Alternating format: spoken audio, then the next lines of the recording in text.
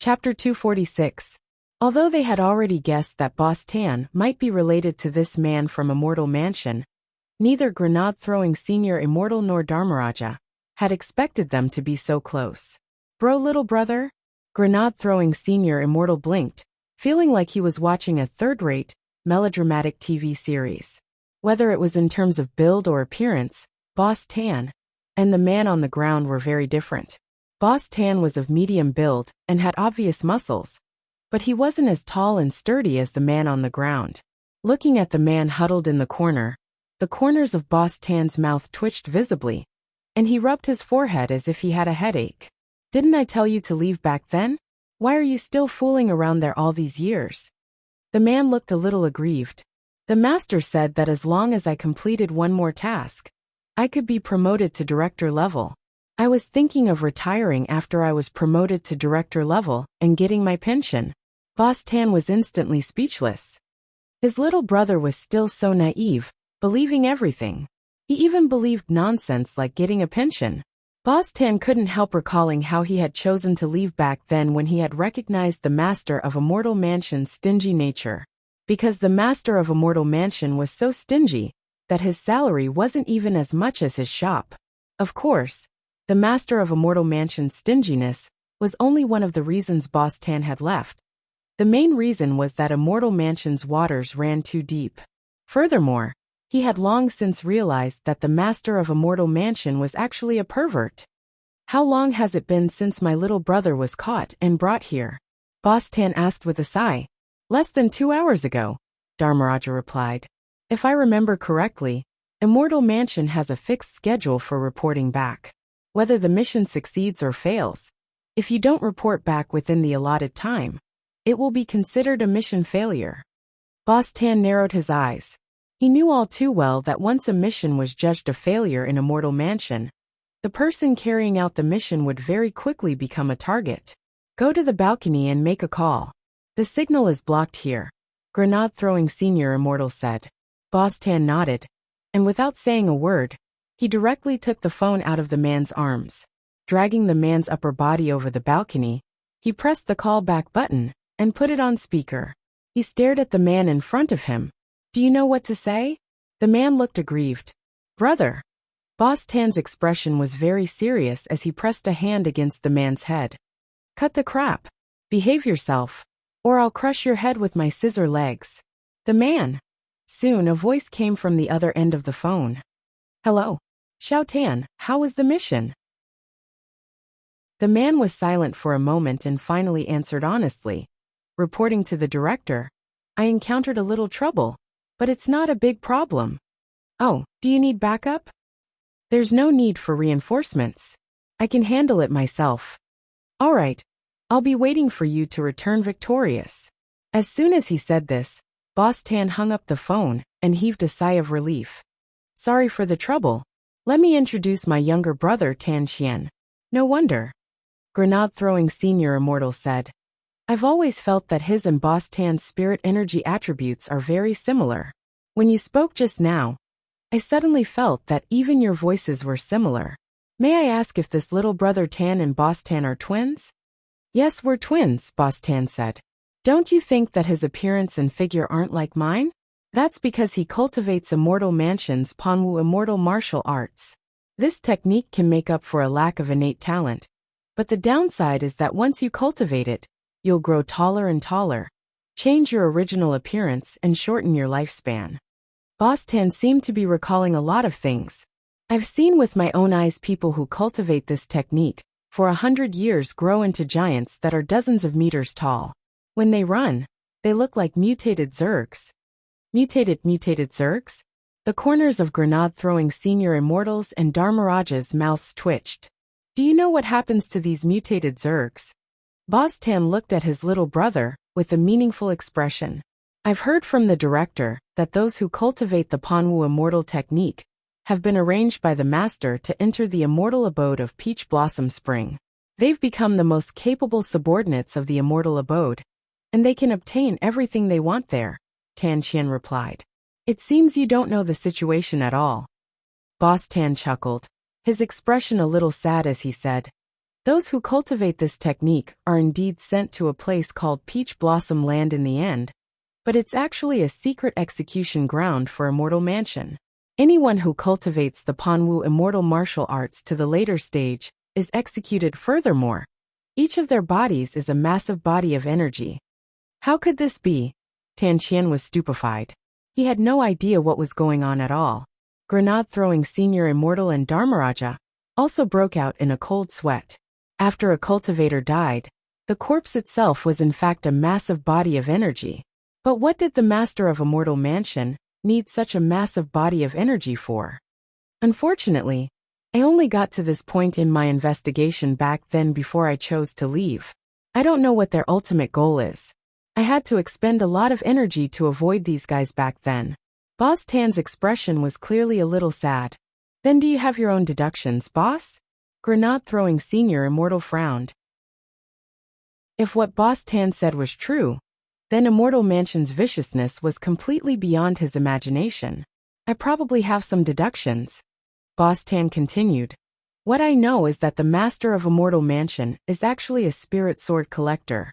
He has already collected more than 2/3 of the spirit swords on the historical ranking list of cultivation swords. Furthermore, based on the clues I have so far, he probably wants to create a peerless godly sword that can crush all the swords on the list. Grenade-throwing Senior Immortal suddenly thought of something. People from Immortal Mansion came to my house to cause trouble before in search of the maker of the stone ghost mask. Could this have something to do with it? It's very likely. Boss Tan nodded. If they want to create a peerless godly sword, they have to find a powerful weaponsmith. Hearing this, Tan Qian felt like he was about to give up on thinking. He hugged his head and curled up in a corner in pain. Senior Immortal, are you going to deal with him? Boss Tan looked at Tan Qian, then turned his head to look at the young man in white in front of him. Perhaps he doesn't know as much about Immortal Mansion as I do. As long as Senior Immortal is willing to let him off the hook, he can tell me whatever he wants to know. I'll definitely tell him everything I know. Since he's your little brother, we can actually discuss what to do next, Grenade-throwing Senior Immortal replied. That's good. Boss Tan exhaled. But Senior Immortal, I have a favor to ask of you first. Grenade-throwing Senior Immortal nodded. Go ahead, Boss Tan. It's said that Senior Immortal has a lot of strange tricks up his sleeve. Do you have any way to make someone forget the art they cultivate? Boss Tan looked at Tan Qian and said, he hasn't cultivated the Panwu immortal martial arts to a high level, but this art is addictive. Once you cultivate it, it's very easy to become addicted, and it's hard to stop, unless you forget it. Grenade-throwing Senior Immortal understood. Indeed, as Boss Tan said, it would indeed be very dangerous to continue cultivating this art, but it was really too difficult to completely erase one's memory. Furthermore, the text of the art would be imprinted in the depths of a person's brain when they cultivated it, which was the hardest thing to forget. Boss Tan, Senior Immortal, do you have any good ideas? Grenade-throwing Senior Immortal scratched his head and pointed at Tan Qian's.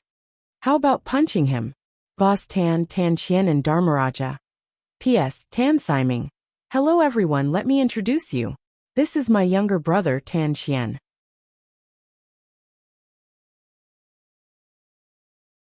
Chapter 247. Memory loss always happened inadvertently. Even if there was a way to erase a memory, it would only erase an entire memory segment. It was really difficult to extract a memory of a single event and erase it. As expected, it won't work? Boss Tan sighed helplessly. If there's really no other way, we'll have to use force. Grenade-throwing Senior Immortal raised his eyebrows. For example? Boss Tan. For example, when he's addicted to martial arts, we can tie him up and stop him from making hand seals. But there's another big problem with this, which is that whenever he's addicted to martial arts, he'll go berserk, and it'll be very difficult to restrain him then. Saying this, Boss Tan's eyes lit up. Unless we have the golden canopy rope. The three auspicious treasures again. Grenade-throwing Senior Immortal suddenly remembered that he still had the 7 stars sword which he had obtained from Ayu, the lady of the castle's right-hand man. Actually, after that, Grenade-throwing Senior Immortal had asked Little Black to investigate the remaining 2 magic treasures. Currently, he knew that one of the genuine purple gold gourd was in the old devil's hands, but there had been no news on the whereabouts of the golden canopy rope. On the side, listening to their conversation, Tan Qian's eyes were unprecedentedly downcast. If it hadn't been for today's incident, he wouldn't have thought that Immortal Mansion's waters ran so deep. Brother, when I get back, I'll tell them I resign. No, given the current situation, it's safer for you to stay in Immortal Mansion. You can also cooperate with us in our investigation of Immortal Mansion. This bunch of people actually turned you into this. It's better to just get rid of them all. Tan Qian was startled by Tan Siming's gaze. This was the first time he had seen such an expression on his brother's face. Boss Tan's eyes darkened. The most important thing now is to find a way to help you suppress the side effects of the Panwu Immortal Martial Arts. How about we wait for Ling Jinren to come back and ask him? Dharmaraja suddenly interjected. Ling Jinren? Boss Tan patted his head as he suddenly remembered. Oh, isn't that the young man who wrote songs in my shop before? He had thought that this young man wasn't simple. Who would have thought that he was actually a big shot? Ling Jinren has remarkable abilities, he definitely has a way. But we won't know the specifics until he comes back. He's still in military training at school, said Dharmaraja. School military training? Because he had already met Father Wang before. Boss Tan had already guessed that Wang Ling was his student. But when he heard Dharmaraja's words with his own ears, Boss Tan actually still couldn't suppress his shock. This lightning Dharmaraja and great death-courting senior grenade-throwing senior immortal in front of him were both famous people in the cultivation circle. For people like them to address Wang Ling as Jinren and senior, Boss Tan really couldn't imagine why this Ling Jinren was so obsessed with school. As expected, knowledge was power. Only by studying could one become a big shot. That night, Tan Qian left after having dinner with Boss Tan at the Wang family's small villa. The old man warmly received the Tan brothers.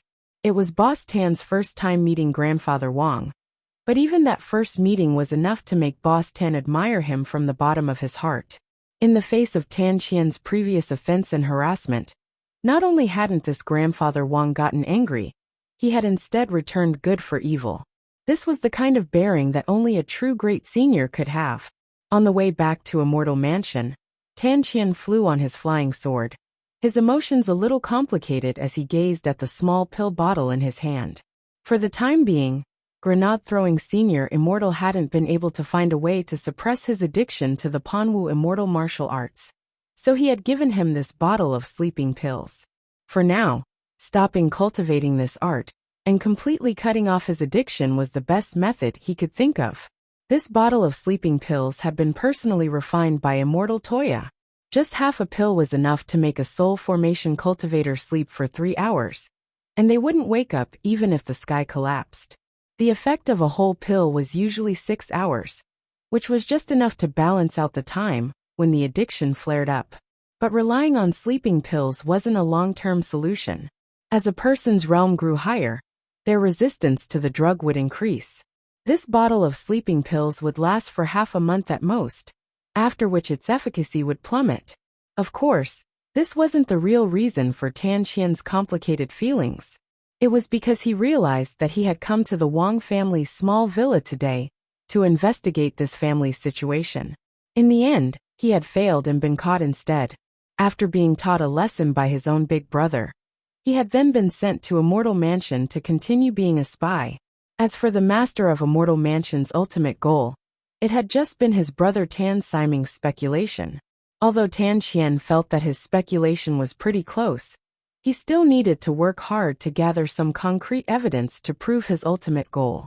Tan Qian was surprised to find that he had actually become the legendary snitch. Sometimes coincidence is a wonderful thing, because you never know what's going to happen next. What would happen next? Even Wang Ling, who knew the fate profiling spell, and had helped Dopigua predict his fate back then. However, he couldn't predict his own fate. It was June 20th on Monday in the 9th week of the semester. The joint military training exercise for the 6 schools had ended, and the school had specially set aside this day for the students to relieve their fatigue and digest the knowledge they had learned during the military training. To be honest, Wang Ling hadn't gained much from this military training, since he had been planning to fish in troubled waters from the very beginning. Although Dopey Gua had suffered from Mother Wan's Fan Bing Bing before the military training, he was the one who had benefited the most from it. All the famous schools had offered him an olive branch, and even a spirit sword product company had invited him to be their spokesperson. His future career could be said to be bright. Dopey Gua had once said that his dream was to open the largest fresh produce market in the country. Whether it was in terms of scale or reputation, it had to be bigger than his family's pet shop. At that time, Wang Ling had indeed predicted Dopey Gua's fate. According to the results of his prediction, Dopey Gua's dream would come true in 500 years. Now Wang Ling finally understood. It turned out that this military training was the source of all evil. That night, when Wang Ling returned to his bedroom in the Wang family's small villa, he found traces of Jinka's attack. Before he had left, he had put Jinka under his pillow, and when he came back, he found Jinka by his pillow. Sure enough, in the 2 days he had been gone, someone had still come looking for trouble. Wang Ling suddenly felt that he had made the right decision to leave Jinka at the villa back then. Ling Ling, come down and eat first. Downstairs, Mother Wang had already prepared dinner. Wang Ling put Jinka down again and went downstairs. It was only then that he realized that Loopy Toad hadn't followed him up just now. That was because when Loopy Toad was halfway down the stairs, the old man had stopped it and rubbed its face. As he rubbed Loopy Toad's little fat face, the old man frowned and muttered in his heart, "Why has this child lost weight?" Chapter 248. Ever since Loopy Toad had thoroughly accepted its fate of becoming a dog, it could be said that it had become more and more integrated into modern cultivation life. Starting from number 60 high, it had slowly integrated into the Wang family's life. The old man only knew that Loopy Toad had been a demon king before, but he had never mentioned its original identity in front of Loopy Toad. Everyone was curious, but the old man was well aware that as a former demon king, Loopy Toad also had its own pride. The past was the past, and the old man now only regarded Loopy Toad as a member of the Wang family. It was enough to know that it was a loyal dog. In the Wang family, apart from its little master Ling, Loopy Toad was closest to Grandfather Wang. Teacher Pan had borrowed Loopy Toad to participate in military training, and after a few days, it looked like it had lost a lot of weight, which actually made the old man's heart ache.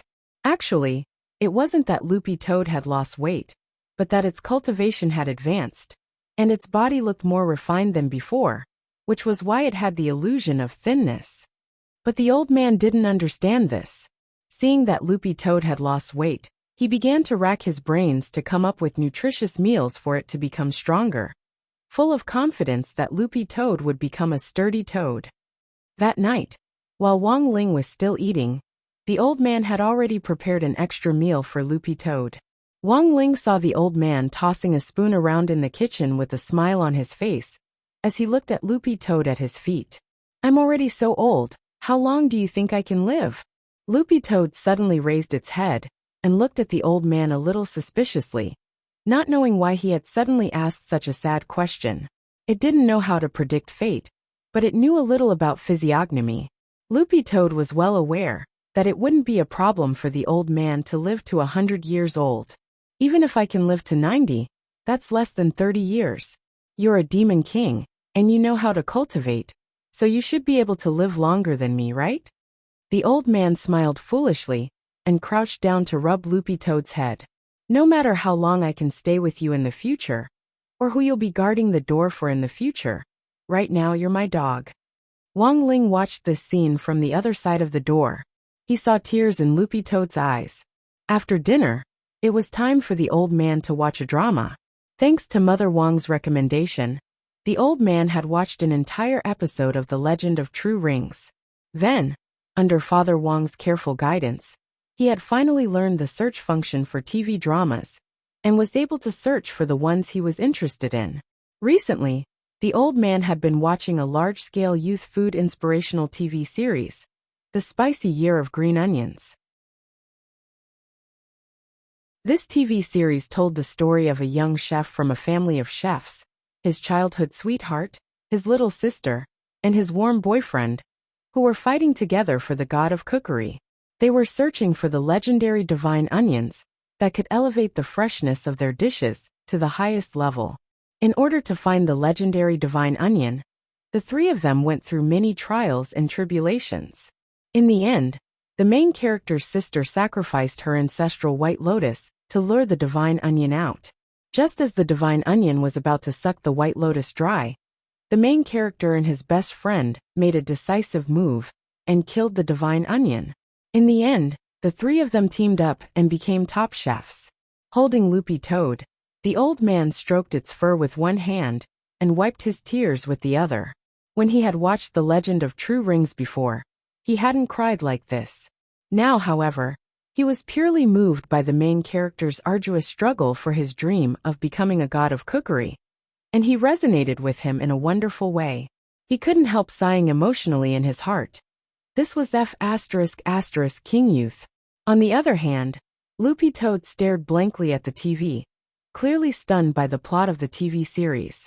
Loopy Toad gave up on thinking.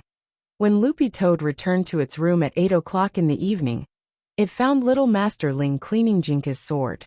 Jinka's cleaning method was completely different from other spirit swords. It couldn't come into contact with water or be rubbed with spirit sand, as that would destroy the patterns on the sword. In essence, Jinka was still a peachwood sword, so Wang Ling had to be even more careful when he took care of it. It had been a long time since Wang Ling had given Jinka such a meticulous cleaning. He needed to attach his spirit energy to the spirit soil, specially used to clean wooden swords, and then cover every corner of Jinka's sword like a facial mask. After the spirit soil had completely dried up, Wang Ling would peel it off bit by bit. This job looked very simple, but it was meticulous work, so Wang Ling's expression was especially solemn each time he cleaned Jinka's body. This was probably the most serious expression Loopy Toad had seen Wang Ling apart from when he was studying. Loopy Toad stared at Wang Ling, and for some reason, it felt a little sleepy in this silence. Very quickly, it felt like its eyelids couldn't take it anymore. In its dream, Loopy Toad realized that it was actually watching from God's perspective. It dreamed of an unfamiliar fat man. The fat man's mouth was full of blood, and he was tied to an iron pillar. In front of the iron pillar stood a red-clothed Taoist. The Taoist in red sneered, and with a flick of his fingers, the spirit energy behind him instantly transformed into hundreds of magic swords, which abruptly pierced the fat man's chest. In the next moment, the scene before his eyes changed. Loopy Toad saw the Taoist in red throw all these hundreds of blood-stained magic swords into a furnace. What on earth did this dream mean? Loopy Toad was a little stupefied from its omniscient view, as it heard the Taoist in red laugh wildly after throwing all the magic swords into the furnace. Following this laughter, Loopy Toad abruptly woke up from its dream. It got up abruptly, as if it had just had a nightmare. In front of it, Little Master Ling was still cleaning Jinka's sword. Loopy Toad looked at the alarm clock hanging on the wall. The time was fixed at 8:05. This seemingly long and fragmented dream had actually lasted only 5 minutes. What on earth was going on? A few drops of cold sweat trickled down Loopy Toad's forehead. Even though it was usually in the habit of sleeping, it rarely dreamed. Could it be? This was the Toad Clan's omen dream? Suddenly, Loopy Toad's eyes widened. It recalled the legend of the Toad Clan. Toads were lazy by nature and loved to sleep, but they rarely dreamed when they slept. Dreams were omens. Although Loopy Toad had now become a dog, its soul was essentially that of a toad. But this dream was really too strange. From beginning to end, the dream was fragmented and anticlimactic, and the person it dreamt of was someone it had never met before. King Omen Dream. At least tell me the story. It wasn't like they were playing Detective Conan right now. Did they have to incorporate a puzzle-solving element into the dream? Loopy Toad lay on the ground and pulled at its ears, suddenly feeling a little pain in its head. Given the current situation, it felt that for the time being, its IQ wouldn't be able to break through the truth of the dream. Chapter 249. Loopy Toad felt that its prophetic dream was a little like a pipe dream. However, the difference was that the legendary golden millet dream was a beautiful dream of enjoying a lifetime of glory, splendor, and wealth. When they woke up, even the rice hadn't been cooked. But Loopy Toad couldn't tell what was so special about its dream. Loopy Toad had no idea who that maniac in the dream with hundreds of magic swords behind him was, or who that fatty whose heart had been pierced by 100 swords was. Furthermore, Loopy Toad noticed that these people's faces were becoming more and more blurry in its mind. In its dream, these people's faces had clearly been uncensored in high definition, but after turning its head, they were just shadows in its mind. Loopy Toad scratched its dog head and looked a little irritated. It wanted to tell little Master Ling about this, but Wang Ling was still busy and had no time to pay attention to it. After thinking about it, Loopy Toad decided to first record what it had dreamed in its human observation diary, in case it forgot it later. After Wang Ling helped Jinka clean up, he found that Loopy Toad had already fallen asleep at the foot of the bed. Flipping through the study materials, he spent 2 minutes reviewing them, and another 3 to preview the upcoming course, before he was ready to rest. After the military training, the pace of life slowed down again, and he returned to his favorite and most familiar pace. He always felt that collective life was not very suitable for him, but he also felt that it was not as bad as he imagined. However, even though the pace had slowed down, the things that he had to deal with had not decreased at all. Wang Ling already knew about Boss Tan, and had always felt that the master of Immortal Mansion's identity wasn't simple. At the very least, he was the most difficult person Wang Ling had encountered so far, and was even more troublesome than the old devil. General Yi had been able to successfully capture the old devil this time purely because the old devil hadn't yet recovered to his peak. Another reason was that this devil emperor was, after all, an upright man. He was far less cunning than the master of Immortal Mansion. When that young man from Immortal Mansion who had appeared under the hawthorn tree had come to cause trouble, Wang Ling remembered that he had left a spirit energy signal on his abyss avoidance sword. But until now, there had been no response. He didn't know whether this signal had been detected or not. As a dark force, the greatest taboo was for the location of their sect to be exposed. One thing was certain: the master of Immortal Mansion was definitely on guard against this. Now, they could only wait for further news from Boss Tan's younger brother, Tan Qian. At the desk, Wang Ling looked at Jinka and couldn't help raising his eyebrows. He didn't know whether the master of Immortal Mansion's ultimate goal was to forge a peerless divine sword. But there was one thing he could be sure of. This time it must be June 21st, the 9th Tuesday of the semester. After school that day, Sheep appeared punctually in an alley next to number 60 high school, and leaned against the wall, waiting for Wang Ling. Grenade-throwing senior immortal had originally been the one to take her to paint today, but because he had to help reconstruct the bodies of the delivery men from last time, he didn't have the time at all, so Wang Ling had taken Sheep instead. Just before school ended, Wang Ling received an address from Grenade-throwing senior immortal. The owner of this magic weapons shop was surnamed Luo, and he was a skilled smith himself. He had already cared for Sheep once before, so it should be said that he was very familiar with it. There was no need to worry about the technique. Moreover, Boss Luo was actually one of them. It was just that Boss Luo didn't like to chat online, so he didn't join the chat group. It was also Boss Luo who had repaired the pill furnaces that Immortal Toya had blown up previously. As soon as Wang Ling stepped out of the school gate, he could already sense Sheep's location. When he turned into the alley, he saw that Sheep was actually surrounded by a group of delinquents. These delinquents had dyed hair, nose rings and earrings, and some of them even had gold chains around their necks. Those who didn't know better would think that they were rappers who had come out of China's Siha variety show. Sheep's small body was surrounded in the middle of this group of delinquents. She was only 1.4 meters tall, shorter than Jinka. She was wearing a small gray windbreaker, and anyone who saw her fair and cute little face would want to take a bite out of it. At that moment, Sheep was forced to lean against the wall, her face expressionless. "Big brother, she looks like she's still a kid." Don't you know that there's a saying that lolas have the body of a mature sister? This kind of kid is more fun to play with. The tattooed man with the 2 gold chains around his neck was breathing heavily. He looked Sheep up and down and was a little excited. Little friend, are you lost? Come with Big Brother. Big Brother will buy you a lollipop. I'll take you to play games. Looking at this scene from a distance, Wang Ling narrowed his eyes, but didn't intend to intervene. Reality proved that in the face of these hooligans and delinquents, the more taciturn you were, the more the other party would take advantage of you. After just a few words of provocation, the tattooed man with the gold chain straightaway decided to make a move. He stared at Sheep's bun and stretched out his hand. The bun was really too cute, and he couldn't help but want to pinch it. Unfortunately, as soon as his fingers got close, Sheep straightaway dodged to the side, causing him to grab nothing but air. Oh, you're pretty agile. The golden chain delinquent hadn't expected this little Lolita to move so quickly. Furthermore, after his provocation just now, the little Lolita's eyebrows were completely furrowed, and her cheeks were puffed out slightly. She already looked a little angry. TSK, this was the kind of temper he liked.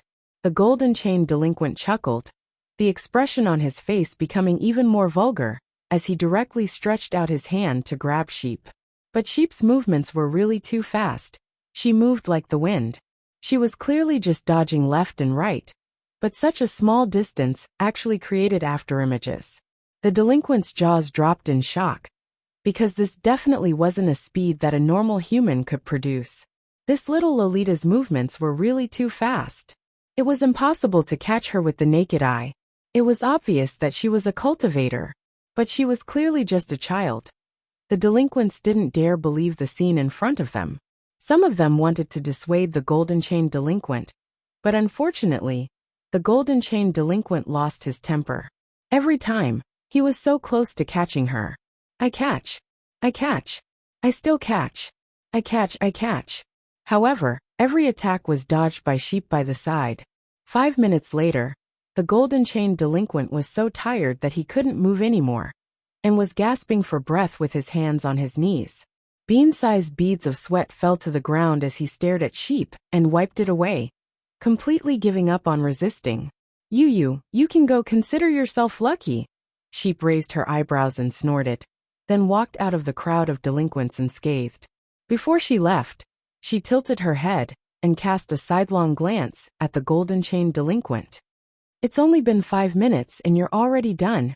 Your endurance is really bad. After saying that, Sheep walked toward Wang Ling without looking back.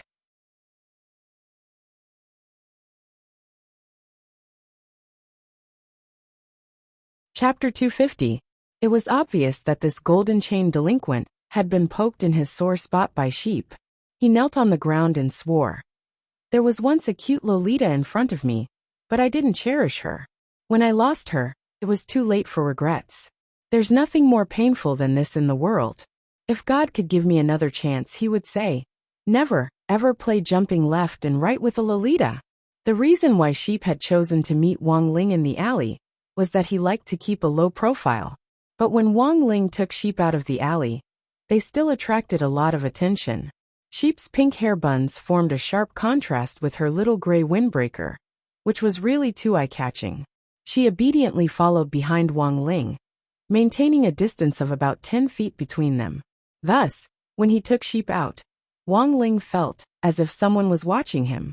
If that was the case, he wouldn't be able to use teleportation, because he would definitely be discovered. Furthermore, he was still wearing his school uniform. If someone discovered his teleportation, Wang Ling felt that it would make the headlines tomorrow. A certain number 60 high school student could actually teleport. Was this a distortion of human nature, or a loss of morals? So, in the end, Wang Ling chose to take Sheep to Boss Luo's shop on the subway.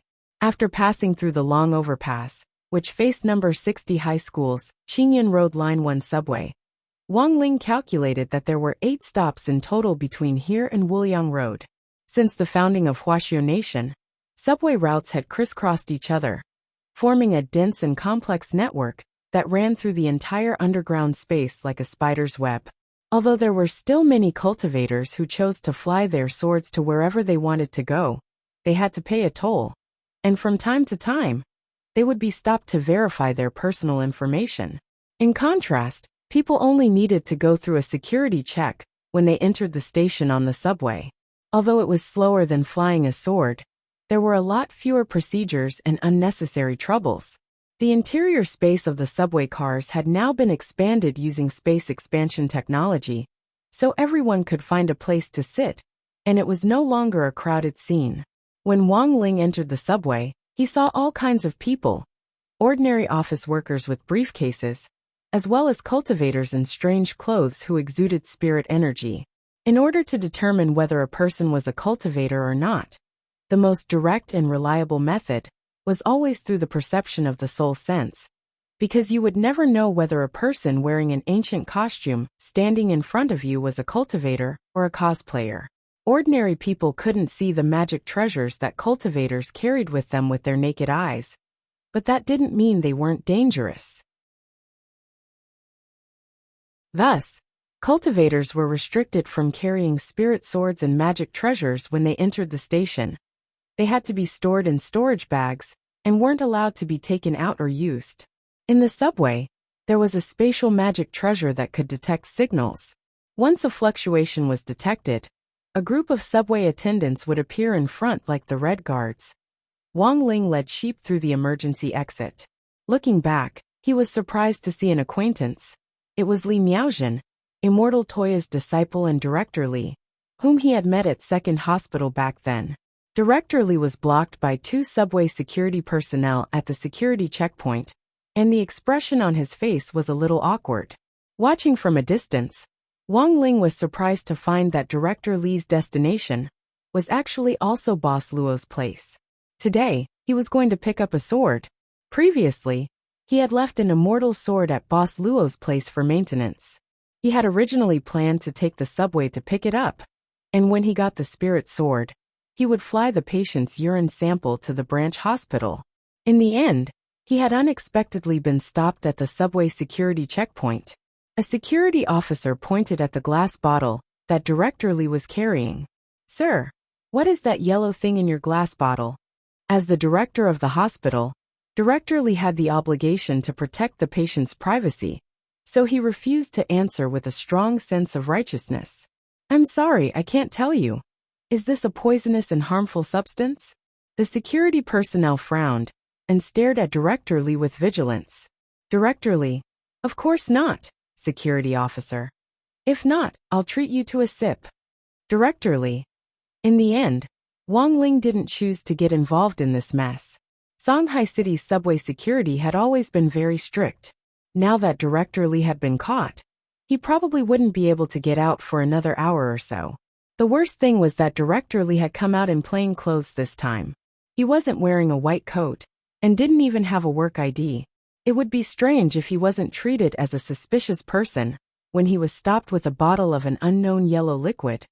It just so happened that it was the evening rush hour after school, and today's subway traffic was as high as usual. Although there was no need to worry about not having a seat on the subway, the platform outside was still a little crowded. Sheep followed Wang Ling obediently. It was too crowded nearby, which made her feel a little uncomfortable. So she took the initiative to step forward and hold one of Wang Ling's fingers with her small hand. Wang Ling was blank, but when he saw the huge flow of passengers nearby, he let Sheep lead him. Sheep looked around curiously, blinking her eyes the whole way. Holding Sheep's hand, Wang Ling stood in front of the platform and waited for the subway. He could feel a lot of gazes in his direction, but he was sure that they weren't looking at him. They were all looking at Sheep. Anyone who saw a cute girl who looked like a porcelain doll couldn't help but take a second look. An old auntie stood behind Wang Ling. After staring at Sheep for a long time, she couldn't take it anymore and took the initiative to talk to Wang Ling. "Young man, are you taking your sister out to play?" Wang Ling was silent, then nodded his head. The auntie crouched down and stared at Sheep. The more she looked at her, the more she liked her. Her heart itched uncontrollably, and she wanted to pinch Sheep's face, but was a little embarrassed. "Ah, your sister is so cute. Is she your biological sister? Wang Ling could only continue to nod. He didn't really want to talk to this auntie in front of him. But unfortunately, the moment she saw Sheep, she completely lost her mind. Older people always had a different kind of affection for children. Your sister is so cute, and you're so handsome. Your mother must be a great beauty. As they chatted, the auntie took the opportunity to pinch Sheep's bun head. Surprisingly, Sheep didn't resist.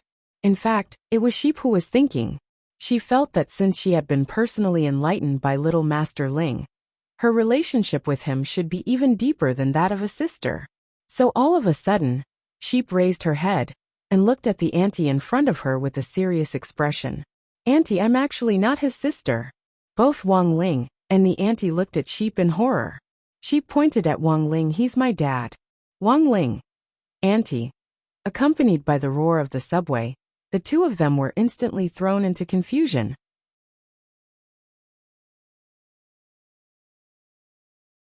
Chapter 251. As soon as the subway doors opened, Wang Ling directly grabbed Sheep's hand and ran inside. The auntie in front of the platform was so shocked by Sheep's words that she was so stunned that she actually forgot to get on the train. By the time she came back to her senses, the train on line 1 had already sped off with the sound of the police siren closing the doors. In the subway workshop, Wang Ling held Sheep's hand with a slightly helpless expression on his face. Actually, there was nothing wrong with Sheep's understanding, but there were times when randomly calling someone dad without warning could really scare people into pissing their pants. Wang Ling didn't understand how a pure virgin like him, who was as white as a sheet of paper, could suddenly become a father. Actually, Sheep couldn't be blamed for this situation, because no one had ever explained things to her in the Wang family's small villa. Because Sheep was young, Pen and Eraser had worked together with all the gremlins in the Wang family's small villa to set up a rule that forbade telling dirty jokes in front of Sheep. Over time, this bunch of gremlins who talked nonsense every time they opened their mouths didn't really know how to talk to Sheep anymore. Wang Ling felt that he should find an opportunity in the future to give Sheep a good explanation and popularize some necessary knowledge, so as not to cause unnecessary trouble again. Boss Luo's shop was located at number 300 Wuliang Road, in the old district of Songhai City. This was an old street with a very long history. Wang Ling had once heard people say that the reason this street was named Wuliang Road was because a venerable immortal Wuliang once had a mansion here. Some people said that this entire mansion had been built from the legendary divine Wuliang tree. In ancient times, the divine Wuliang tree had been a divine tree that could grow endlessly and reach the heavens. However, it was a pity that the immeasurable tree, which was recorded in history, had been destroyed by a few almighty beings during a war between nations.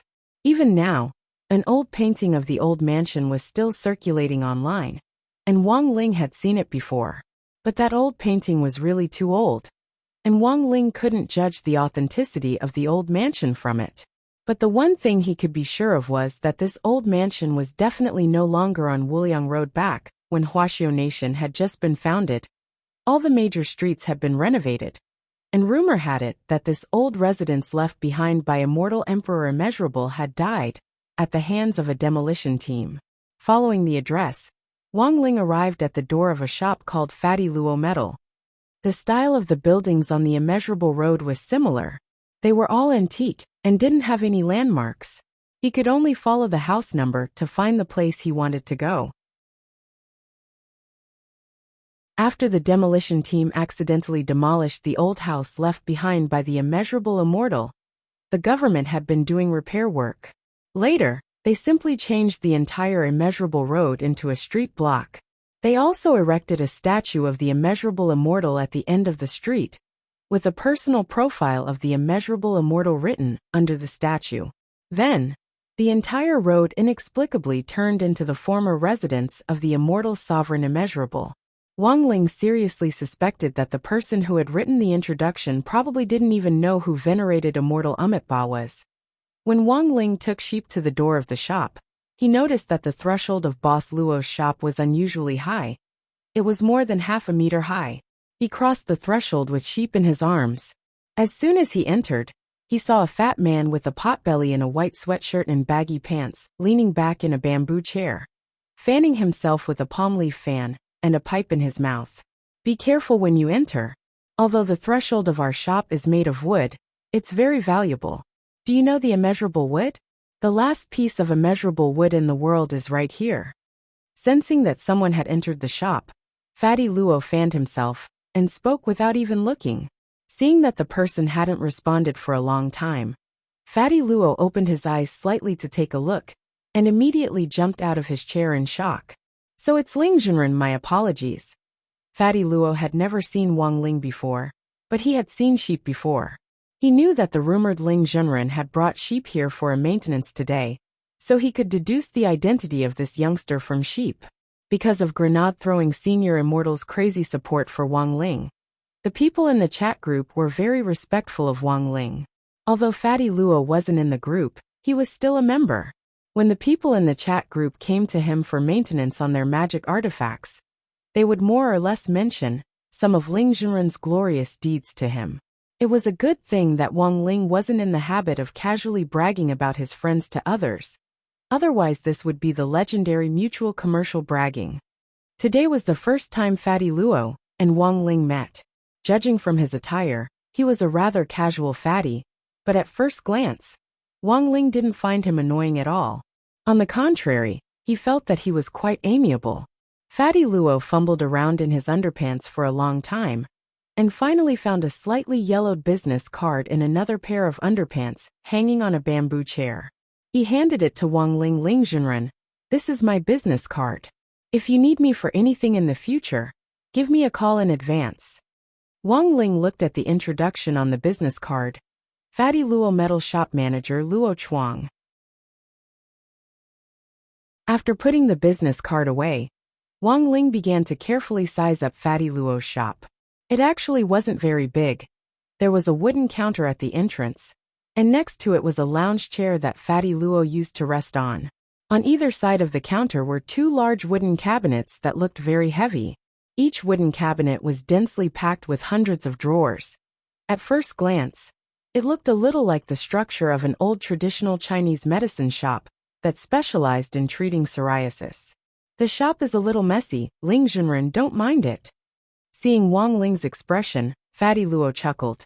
The cabinet on the left contains magic artifacts that have already been maintained. They're waiting for customers to pick them up. The cabinets on the right are still being maintained and repaired, and they have serial numbers on them. Every day, I'll fix a few of them according to the numbers. Hearing this, Wang Ling couldn't help raising his eyebrows. He hadn't expected Fatty Luo, who looked like a big burly man, to be such a meticulous person. Grenade throwing and I have known each other for a long time, and we're all brothers.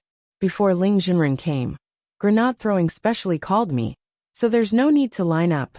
Fatty Luo waved his palm leaf fan and smiled. His eyes were very small, only the size of mung beans. When he smiled, they became slits, and his eyeballs couldn't even be seen. Will it take long? Wang Ling asked telepathically without opening his mouth. Not long, not long. Ling Junren, please sit here for a moment. I'll bring sheep into the inner room for repairs. It'll be ready soon. Looking at his watch, Fatty Luo beckoned sheep into the inner room. When they reached the inner room, Fatty Luo suddenly flipped his hand over and pulled open a drawer on the counter. I've prepared some snacks in this drawer. If Ling Junren doesn't mind, feel free to try them. Snacks. Wang Ling walked closer to take a look. Good heavens, this entire drawer was filled with crispy noodle snacks of various flavors.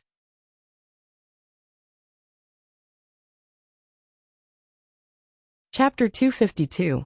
Wang Ling's first impression of Fatty Luo was that he was lazy on the outside, gentle on the inside, observant and enthusiastic. To be honest, Wang Ling was a little surprised to see this drawer full of crispy noodle snacks. He realized that although Fatty Luo didn't go into the chat group, he didn't receive any less information than the others. He even knew exactly what Wang Ling liked to eat. And the most important thing was that Fatty Luo was very strong. Wang Ling had noticed this as soon as he entered the shop. Although Fatty Luo's aura was well concealed, it still couldn't escape Wang Ling's perception. If a true expert wanted to know the depth of another person's realm, they couldn't just release their aura. Often, when the other party's aura was concealed, it was possible to accurately determine the other party's realm and strength through perception and formula calculations. And it was very obvious that Fatty Luo was a hidden expert. If Dharmarajas without the godly thunder inheritance were used as a unit of measurement, Fatty Luo's strength was equivalent to that of 1.5 Dharmarajas. Wang Ling didn't have to wait long outside the shop before Fatty Luo came out with Sheep. After a series of maintenance and repairs, Sheep's face was glowing. Her pink hair was even more vibrant than before, and the 2 little buns in her hair were as soft and adorable as puddings. Her originally fair little face was now glowing. This time, I gave her a new layer of durable paint and spirit wax. She's too fast, and the materials used for the maintenance couldn't keep up with the constant consumption at her absolute speed. I believe that after this maintenance, she should last longer than before, Luo Chuang said. Wang Ling nodded and thanked him. Brother Grenade Throwing has a card in my shop, and called me earlier to tell me that he'll pay for the maintenance. We're all brothers, and it's the first time I've met Ling Jinren, so I'll let him off the hook. Although the raw materials for my lacquer and wax aren't cheap, it's still affordable for my brothers to use. Fatty Luo waved his palm leaf fan and said with a smile, "It wasn't easy for Ling Jinren to come here this time, so I have a request." "Tell me about it." Wang Ling raised his eyebrows and directly spoke telepathically. His expression was very relaxed, because he had already known that things wouldn't be so simple. This fatty looked harmless, but his mind was quite meticulous. An enemy like this would be quite scary. Fatty Luo chuckled, the fat on his face wrinkling up like a meat bun. "This hardware shop has been passed down from my ancestors. In addition to running it and doing some magic artifact repair and maintenance work, Ling Jinren should have heard that I'm also a smith." Fatty Luo laughed mischievously. Fatty Luo's eyes lit up. Wang Ling nodded. Of course he knew of Fatty Luo's identity as a smith. Even if Grenade Throwing hadn't told him, he could see it from the details. Because of refining all year round, a refiner's physique was usually very strong. Although Fatty Luo had some fat on his face, under the white shirt, there were actually pieces of exquisite muscle. Ling Zi Chuang, and Ling Zs Ling King, and Li. Ling Chen Fatty Ling smiled. I Fatty Yang said, I say you on you and Yuana say Ling Ling said I said I of the. Chen I S Ling honest I Ling I very I honest the. I had. Ling. Oh, so he wanted to see Jinka. Spirit light directly flashed in Wang Ling's hand. And then Fatty Luo saw a peachwood sword 1 meter and 20 centimeters long appear steadily in his hand. Actually, letting someone see one's personal spirit sword was quite a private matter. Fatty Luo had thought that Wang Ling would refuse. After all, this was their first meeting, but Wang Ling's attitude was astonishingly straightforward. Then Fatty Luo stared blankly at Jinka. He felt that he couldn't move his eyes away. Although it was just a peachwood sword, the patterns on it were impeccably exquisite. Fatty Luo couldn't help stretching out his hand, but before he could touch Jinka's blade, he could already feel the invisible sword chi lingering around the wooden sword. It has its own protective sword chi. Fatty Luo turned pale with shock. He had come into contact with countless spirit swords, but had never seen one that could continuously produce protective sword chi without its owner's spirit energy activating it. Could this be the legendary, immortal, move, machine? Fatty Luo's hand paused in midair. In that moment, the fat on his face trembled, and his heart was filled with unprecedented excitement. Ling Jinren, can you put the sword on the sword tray on the counter? Fatty Luo was extremely excited as he wiped away his tears and asked Wang Ling. Wang Ling nodded and put Jinka on the sword tray. Fatty Luo didn't dare directly touch Jinka, which had its own protective sword chi. Instead, after Wang Ling put Jinka on the sword tray, he put down the palm leaf fan in his hand, put on a pair of white gloves, and lit the incense burner on the side. The incense in this incense burner has the effect of soothing a sword spirit. It was given to me by a friend of mine, whose family makes incense for generations. His surname is Gu, and I'll introduce him to Ling Jinren when I have the chance. In short, thank you very much for giving me this opportunity. Fatty Luo put the lid on the incense burner and looked at Wang Ling gratefully. Then, he stood respectfully in front of Jinka and bowed to him. I've offended, Lord Jinka. Wang Ling saw Fatty Luo's Adam's apple roll up and down as he slowly touched the sword. Fatty Luo hadn't felt this way in a very long time. He had seen countless spirit swords and magic weapons in this world, but this was the first time in 100 years that he had seen a spirit sword that had instantly stunned him with just one look. Good sword. Luo Peng held Jinka in admiration. He did his best to restrain his excitement and prevent his hands from trembling too much. Holding up his miniature magnifying glass, he looked at the sword from tip to hilt for a very long time, as if he was examining a beautiful object. After looking at it for a full 5 minutes, Fatty Luo put Jinka back on the sword tray and sighed deeply. As the rumors say, Lord Jinka's sword is perfect and impeccable. There's almost no flaw to be found. If you insist on a flaw, perhaps there's a fly in the ointment. Wang Ling couldn't help raising his head curiously at Fatty Luo's words. May I ask Ling Jinren if Lord Jinka has a scabbard? Fatty Luo took off his white gloves and habitually picked up his palm leaf fan and slowly fanned himself. The perfection of a sword isn't just in the sword itself. The scabbard is also a very important part. If the sword is the soul, then the scabbard is the flesh. Lord Jinka's body is constantly protected by sword qi.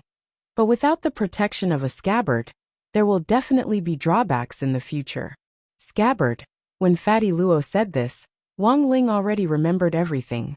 Actually, when Father Wang had bought Jinka, he had a scabbard. But at that time, his hand had been itchy, and he had directly crushed the scabbard. So at that time, only Jinka's original body had survived.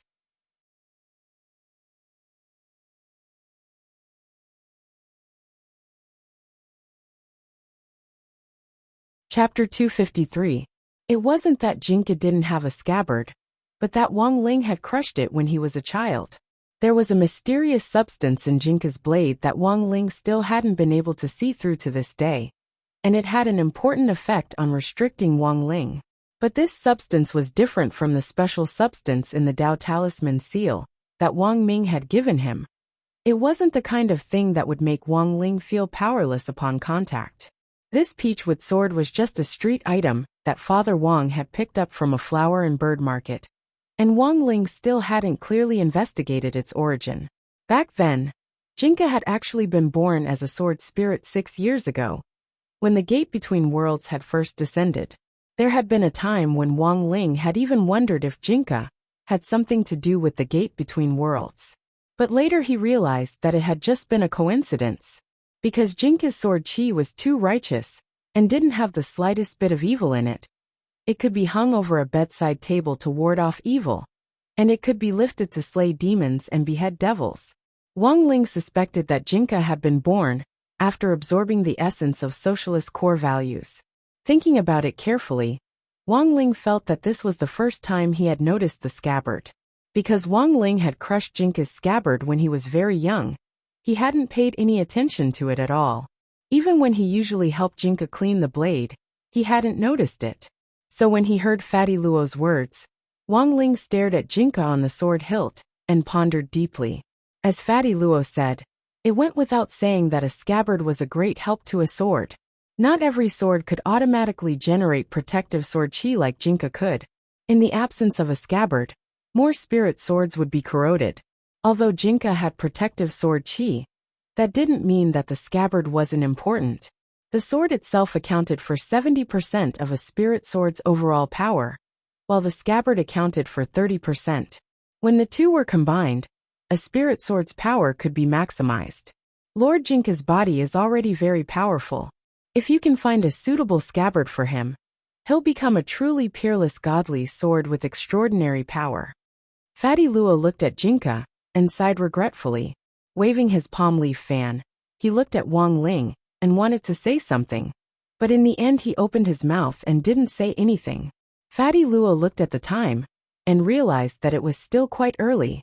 Wang Ling had come over right after school with sheep, and including the time spent on the road, it had taken him less than an hour to finish the care. After a round of maintenance, Sheep was clearly in much better spirits than before, and she blinked curiously as she sized up Fatty Luo's shop. Apart from the magic treasures already in the cabinets on the left and right, there were also some magic treasures from Fatty Luo's collection. Fatty Luo openly hung these magic treasures on the wall for display, and each magic treasure had its own spirit power protective cover. To be honest, Ling Junren, these magic treasures are my proudest collection. Fatty Luo chuckled. I've looked for an expert from a proper department to appraise every single one of them, and they're 100% authentic. Furthermore, they've all been preserved, so if any of them are damaged, we'll get 95% of the compensation. Sheep's gaze swept around before landing on an item that resembled an armor made of beast hide. It was a flesh-colored beast skin armor that was covered in fur. There was also a helmet on the armor, and there were two huge fangs on the left and right sides of the helmet. What's this? Sheep asked as she stretched out her little finger. Have you heard of the heavenly demon pig? Fatty Luo asked. The sheep blinked and shook her head. It was actually a heavenly demon pig. Wang Ling's eyes lit up, because he had read about it in historical records. The sky demon pig was the first demon king to come out of the gate between worlds when it first appeared. At that time, the sky demon pig's arrival had caused an apocalyptic flood. And the most troublesome thing was the heavenly demon pig's super body. In its super body state, this demon pig's defense was at its peak, and it was as tough as a demon god's. In that battle, if General Li hadn't seized the opportunity when the heavenly demon pig's super body weakened, he would have been able to kill it in one blow and stop the damage in time.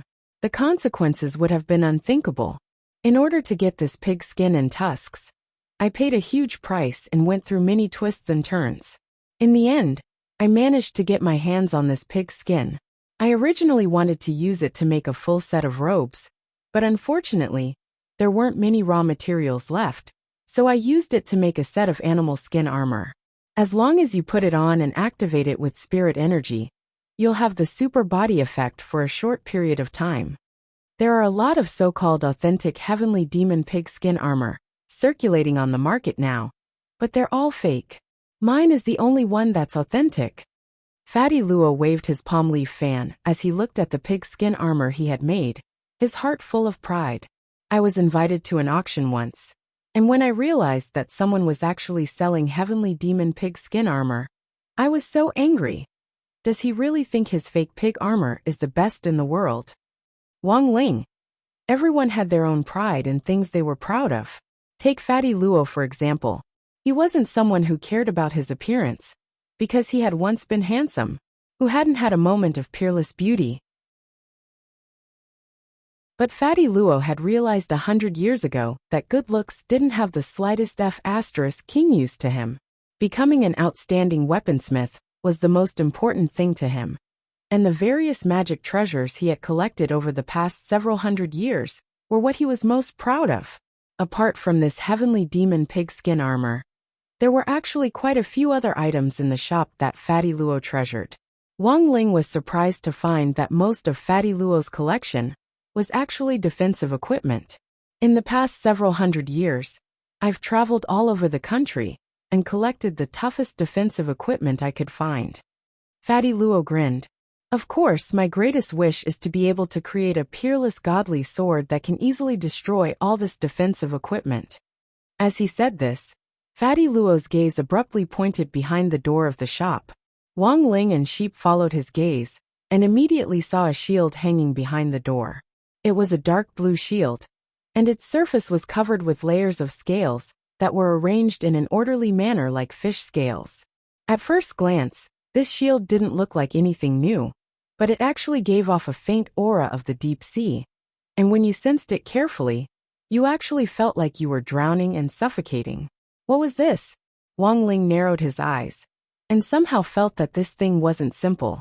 This is a shield made from the scales of the western deep-sea water spirit hogdun. Its skin is quite thick, and its defense is enhanced in places with water, such as rainy days, lakes, the sea and so on. Fatty Luo said. It's also called Huadun for short. Chapter 254. It was June 22nd on Wednesday, in the 9th week of the semester. Later, this day would be recorded in the annals of history, because it happened to be the day the old devil would be put on trial. The old devil had been arrested at a military base on the outskirts of Shanghai City, along with the master of Shadow Stream, Jiang Luyue, who had been trapped in the stone ghost mask at the time. The plan to capture the old devil had been discussed beforehand. So in the end, the old devil was directly sent to Shanghai First Prison to be interrogated on the spot. In fact, since the day the old devil had been arrested, online news and public opinion had already been flooded with comments online. Any news about the old devil would have tens of thousands, or even hundreds of thousands of comments. This was enough to show the old devil's social influence. This was a figure who had struck fear and awe into the hearts of the entire Huaxiao nation back then. Dubbed Devil Emperor Guapai, he had been known as the leader of the biggest evil force back then. Wang Ling had always felt that if there was a prize for the biggest dark force, the Guapai army, which the old devil had led back then, would definitely be second to none. At 6 o'clock in the morning, in the interrogation room of Shanghai First Prison, the old devil was still in Jiang Liyue's body, as it sat obediently in a wooden chair. It was still wearing the spirit shackles as it faced Warden Liang, General Yi, Secretary Dakong, and a group of senior prison officers. 8 people were sitting in a row in front of the old devil, and next to them was a live broadcast camera. In order to show how much importance the government attached to this matter, and at the same time to respond to some rumors online, General Yi's interrogation this time was open and transparent, and was directly being broadcasted live. Is everything ready? General Yi tilted his head and asked a staff member next to him. Everything is ready, General Yi. We'll start directly when the live broadcast host cuts in and the camera turns green. The staff member bent over and pointed at the camera in front of him as he replied softly, "The host just did a warm-up before the live broadcast. Currently, it's ranked first in TV ratings, and in less than 5 minutes since the live broadcast started, there are already more than 20 million people watching the live broadcast online. Based on this trend, it's estimated that when the interrogation starts, it'll break 100 million. Hearing this, General Yi's eyes abruptly dimmed a little. He hadn't expected this devil to still be so influential after so many years. What is General Yi thinking about? Asked the staff member when he saw General Yi's somewhat profound gaze. It's fine. General Yi scratched his head. It's just that the higher-ups told me that it'd be best if the viewership for this live broadcast of the trial didn't exceed that of the Spring Festival Gala. That's why the situation is a little awkward. The staff. Then should we begin? General Yi looked at the old devil and took a deep breath. Let's rehearse first. The staff.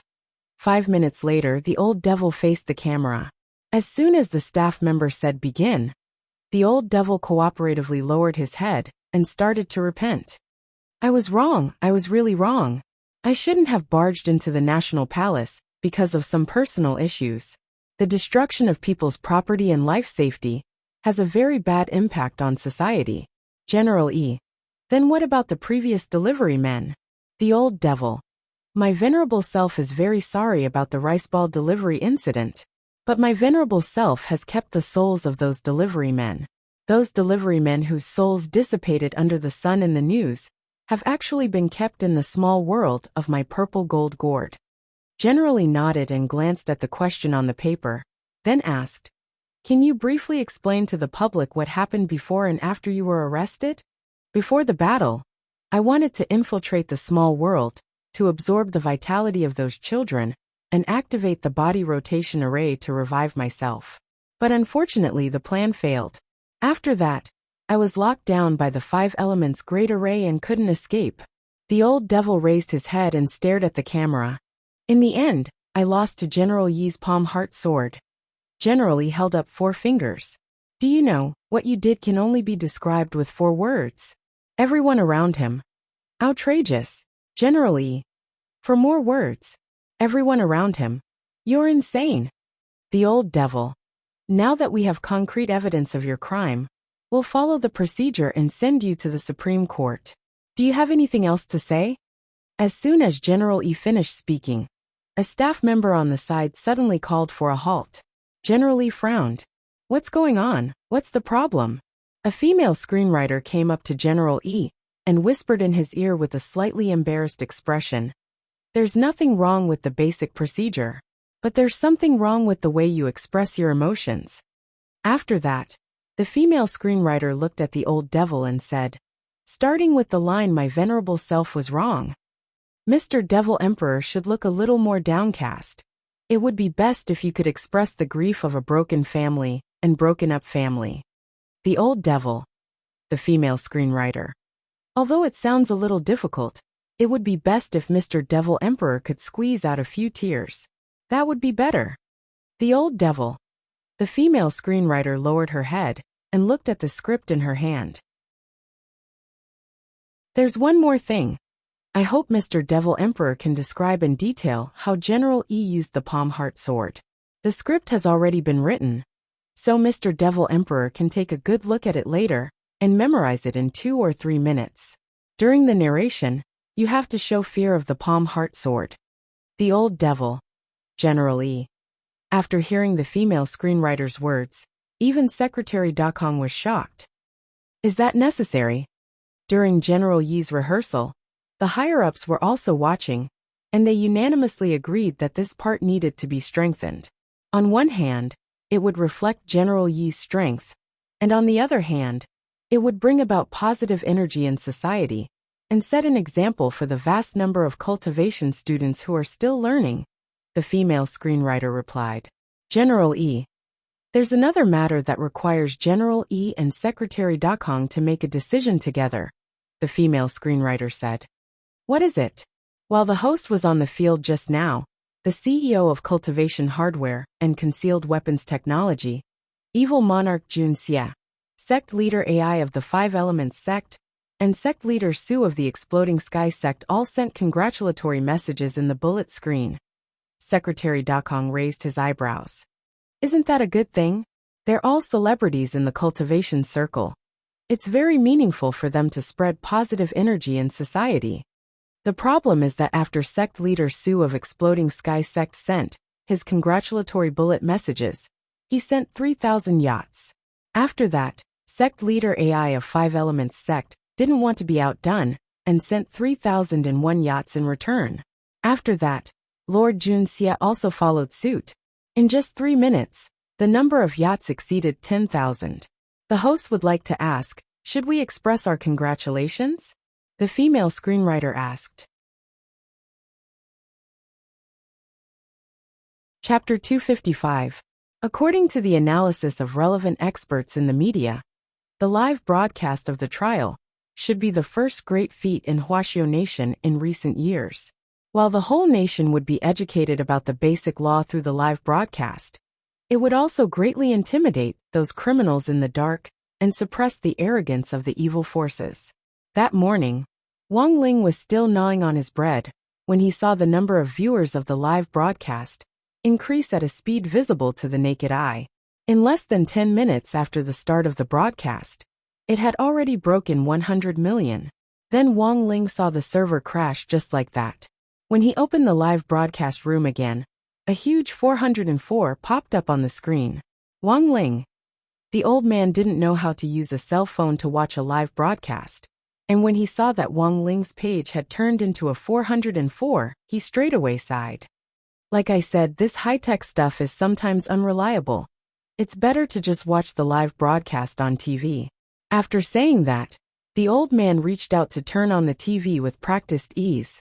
As expected, the live broadcast on TV was relatively stable, but there were no rows of bullet messages, or the shock of a bunch of bigwigs flaunting their wealth and showering each other with gifts. In fact, there were only 3 types of people who were concerned about the live broadcast of the old devil's trial. The first type were mostly middle-aged and elderly people who were genuinely concerned about how the situation would develop. They were also very concerned about the old devil's final outcome. The second type were young people. Most of them were concerned about the social impact of this incident and the impact it would have on their future lives and jobs. According to the media, there were even some young entrepreneurs who had already registered trademarks for Old Devil and Devil Emperor Guapai. Just like the blue thin mushroom incident a while ago, the third type were young people. These people were usually relatively simple-minded, and most of them only watched live broadcasts online. Furthermore, they didn't care about the incident itself. They only liked to watch the bullet messages and watch the big shots in the cultivation world, who appeared in the live broadcast room and showered them with gifts. But Wang Ling didn't feel that he belonged to any of these three types of people. He felt that he was more of a melon citizen, or the so-called melon-eating masses. The old man crossed his legs as he watched the TV. At that moment, the live broadcast had already started to show the old devil's confession. He saw the old devil sitting in a chair, confessing his crimes with a sorrowful expression on his face. The old man looked at it for a long time, and the expression on his face turned a little complicated as he looked at Wang Lingzi. "Do you know something?" Wang Ling lowered his head and didn't respond. Although he had been at the scene of the devil's capture, he had promised Immortal Toya and General Yi that he wouldn't say a word about what had happened there. The old man stared at the TV for a while. When he saw the old devil wiping his tears, he simply turned the TV off. "Her tears aren't good at acting." The old man clicked his tongue. As a chef, the old man had faced countless diners and seen all kinds of expressions. Like the old devil's, he could tell at a glance. "There's a saying." The old man rubbed his chin in thought, and finally came up with a comment that was very suitable for the old devil's mood at the moment. "You look like you're crying, but you're cursing in your heart." Wang Ling. Sure enough, when Wang Ling returned to school today, the topic of discussion early in the morning was all about the live broadcast of the trial. In fact, when the old devil had been arrested, all the students of the 6 schools who had been in the military training had witnessed it. But apart from Wang Ling, who had been the closest to the scene, no one had clearly seen what had happened. From the perspective of most of the students at the time, they had only seen the magnificent and massive 5 elements great array. The light from the 5 elements great array was so dazzling, like the 5 spirit pearls sealing the demon lock pagoda, that people couldn't open their eyes. By the time they reacted, the old devil had already been arrested. Even when he had been arrested, the security at the scene had been surprisingly good, and a lot of curious students had wanted to see the true face of this legendary devil emperor, but had been stopped by the instructors. All in all, there had been a lot of regrettable things during the survival contest. So during the morning self-study period, someone recalled the specific details of that day through the live broadcast of the old devil's interrogation and felt that it was a pity. I wonder if there were any witnesses who were closer to the old devil when he was captured. I had no idea that the purpose of setting up the 5 elements great array was to capture the old devil. This was a confidential mission. Of course we couldn't have known. Superchin also sighed. And now that I think about it, it's very likely that we weren't allowed to bring our phones during the military training to prevent us from taking pictures at the scene of the arrest. Saying this, Super Chun had a mysterious look in his eyes. Actually, did you notice that a lot of mysterious things happened during the military training this time? Such as, someone asked. During the military training, Dopey, classmate Wang Ling, and I were in the same group. But at the start of the survival contest, Dopey had an upset stomach, so we were separated at the initial transmission stage. After that, I smoothly met up with classmate Wang Ling in the small world's desert. And then, that's the weird part. Superchin frowned.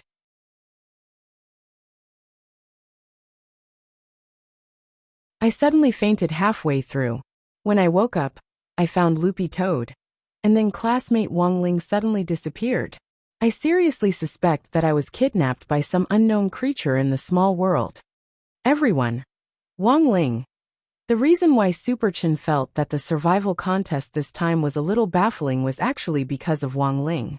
Because after the contest, Wang Ling had followed Wang Ming's request and erased his memories of Wang Ming. That was why Superchin felt that his memories of the survival contest had become a little baffling.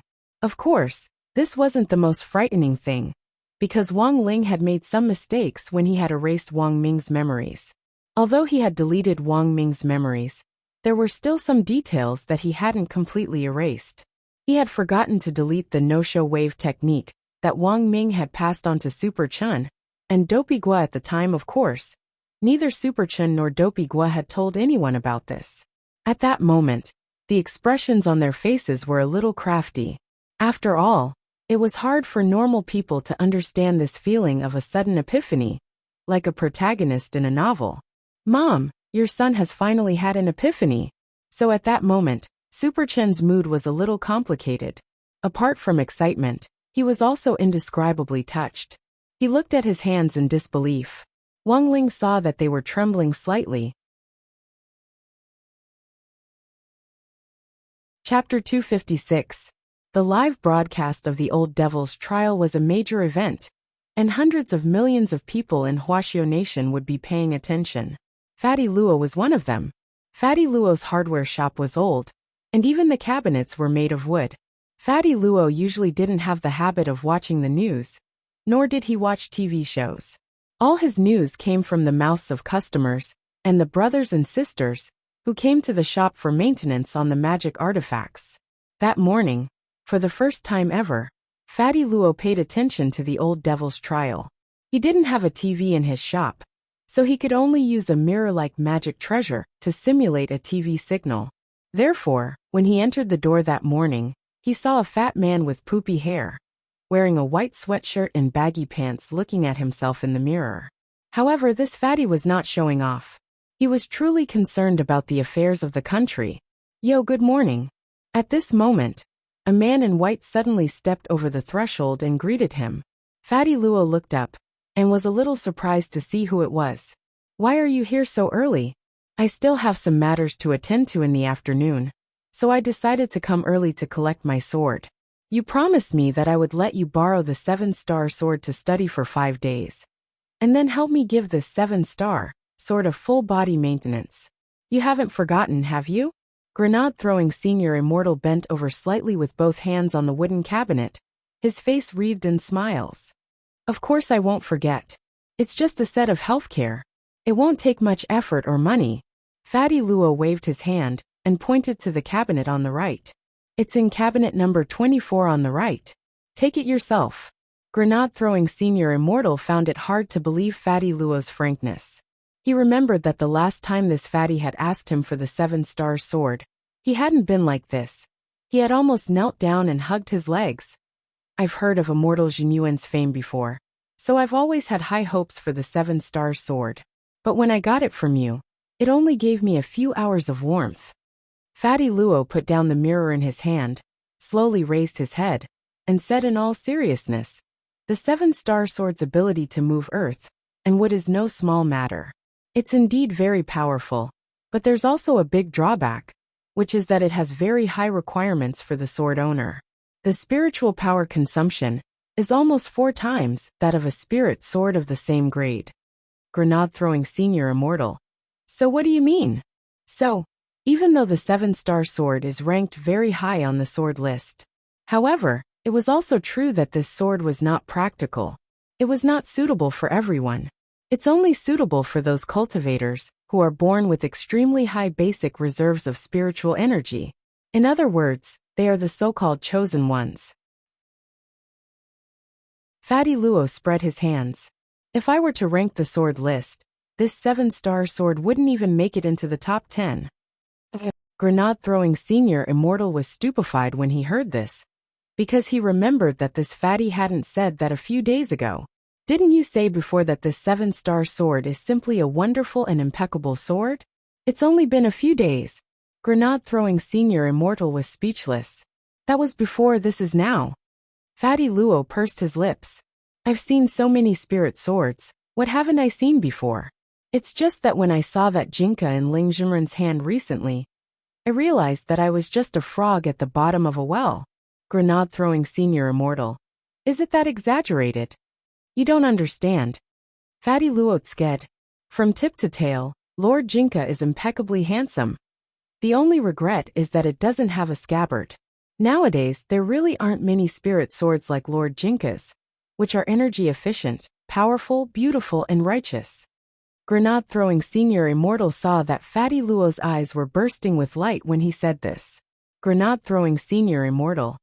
Fatty Luo looked at the mirror, which was still playing the old devil's interrogation. His gaze was a little deep. Look, no matter what kind of person they are, and how much of a false reputation they once carried on their shoulders, just like this 7-star sword of yours, in the end, won't they all be past their prime?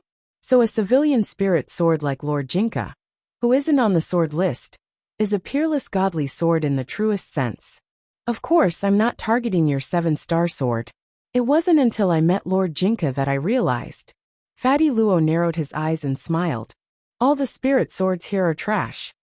Grenade-throwing Senior Immortal could already tell that this Fatty Luo had completely turned into a fanboy. By the way, do you have any leads on the place I asked you to look for? As the two of them talked, Fatty Luo suddenly raised his head to look at Grenade-throwing Senior Immortal. He remembered that he had asked Grenade-throwing Senior Immortal to look for the coordinates of a secret land. That place was called Devil Valley, and was rumored to be a secret land that opened once every 100 years. It had a longer history than the Gate Between Worlds. Devil Valley didn't sound like a good place, but according to historical records, the scenery inside was picturesque. It was the kind of place where you could casually take a picture and use it as a screensaver. And the most important thing was that it was rumored that Devil Valley contained rare materials that were already extinct in the annals of history. I asked Little Black to monitor some fluctuations that are very similar to Devil Valley. Based on the year, Devil Valley will indeed open again this year. Grenade-throwing Senior Immortal pursed his lips.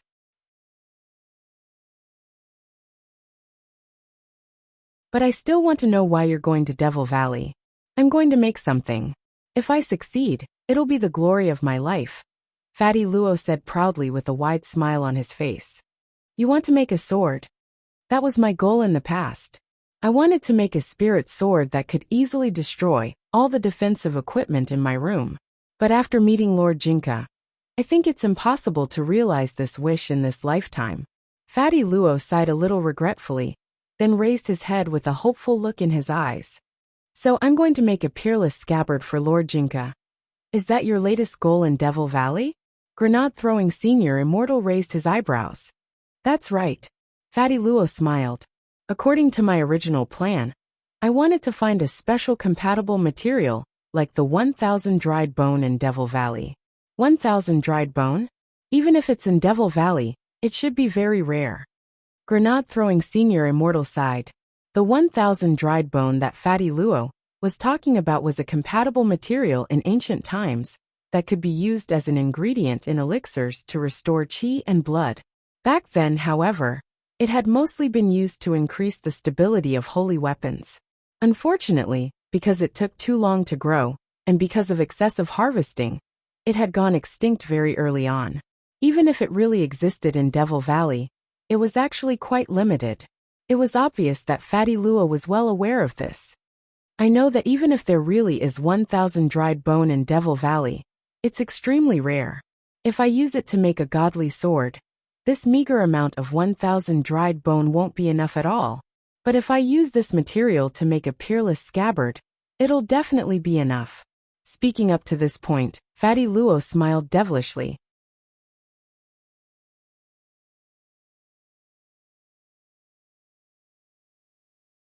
Chapter 257. The legend of Devil Valley wasn't a secret in the cultivation circle at all, and a lot of people had been looking for its entrance all these years.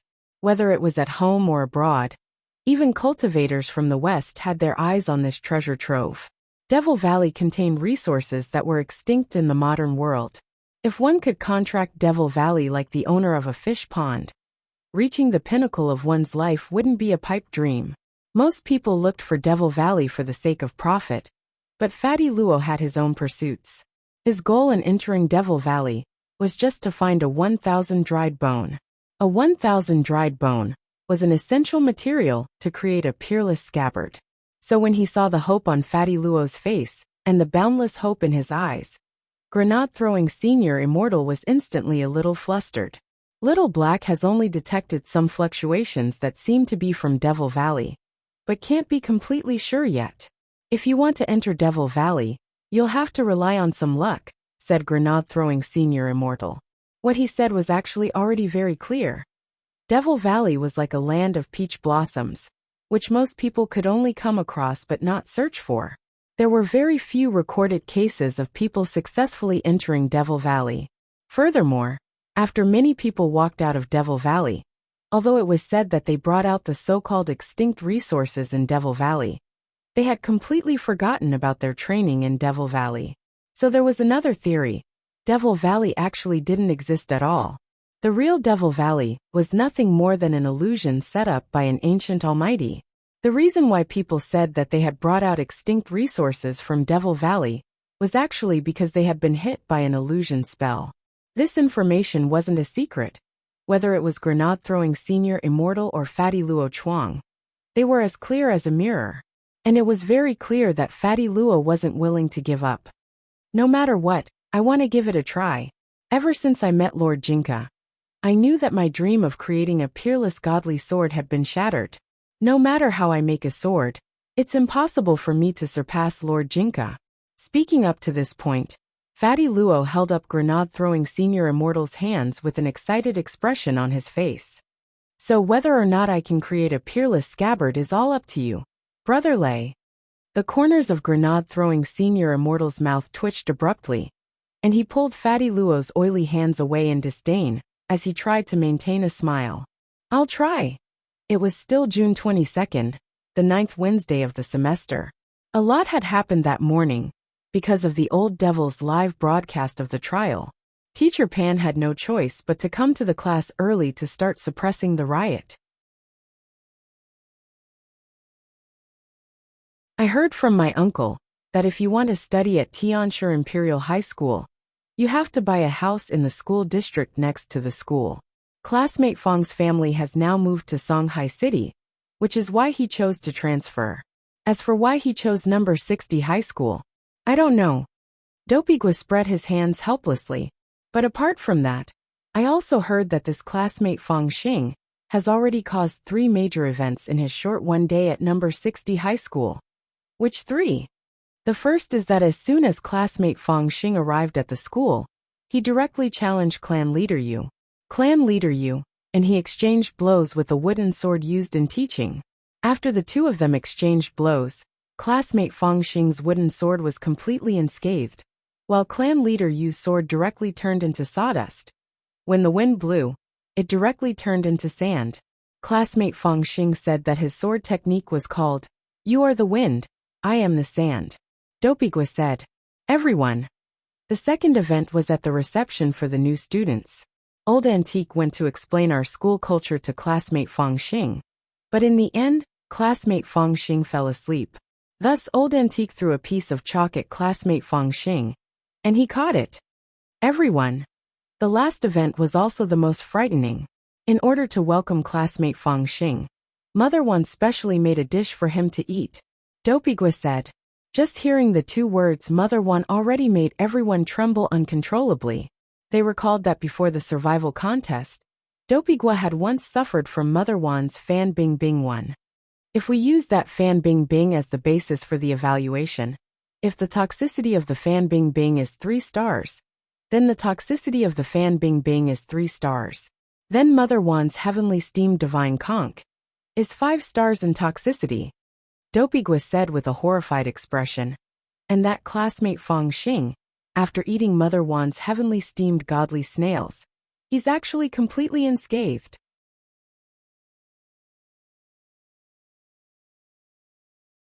Chapter 258. Suppressing clan leader Yu and catching the chalk tip that Old Antique had thrown with his bare hands weren't enough to cause a stir as a transfer student. But after eating Mother Wan's Heavenly Steamed Divine Snails, it could be said that Fang Xing had already established himself as the strongest transfer student in the history of number 60 high school. Heavenly Steamed Divine Snails was a new dish that Mother Wan had developed together with Fan Bing Bing 1. As far as Dopigwa knew, when the Heavenly Steamed Divine Snails came out of the pot, Just the steam it gave off was enough to instantly char all the fresh ingredients in the canteen. According to Mother Wan, this was one of the special properties of heavenly steamed divine snails, just like the delicacy snail rice noodles. To put it bluntly, it smelled bad but tasted good. Although eating it would definitely cause diarrhea, it had the effect of detoxifying and beautifying the skin. It was said to be even more effective than drinking body-tempering liquid, as it could dissolve impurities in the body in an instant. Of course, this was all Mother Wan's one-sided statement. After Dopey Gua had eaten Fan Bing Bing One, no one in school dared to take the risk of trying Mother Wan's new dishes again. But to be honest, Dopey had been hospitalized after eating Mother Wan's Fan Bing One.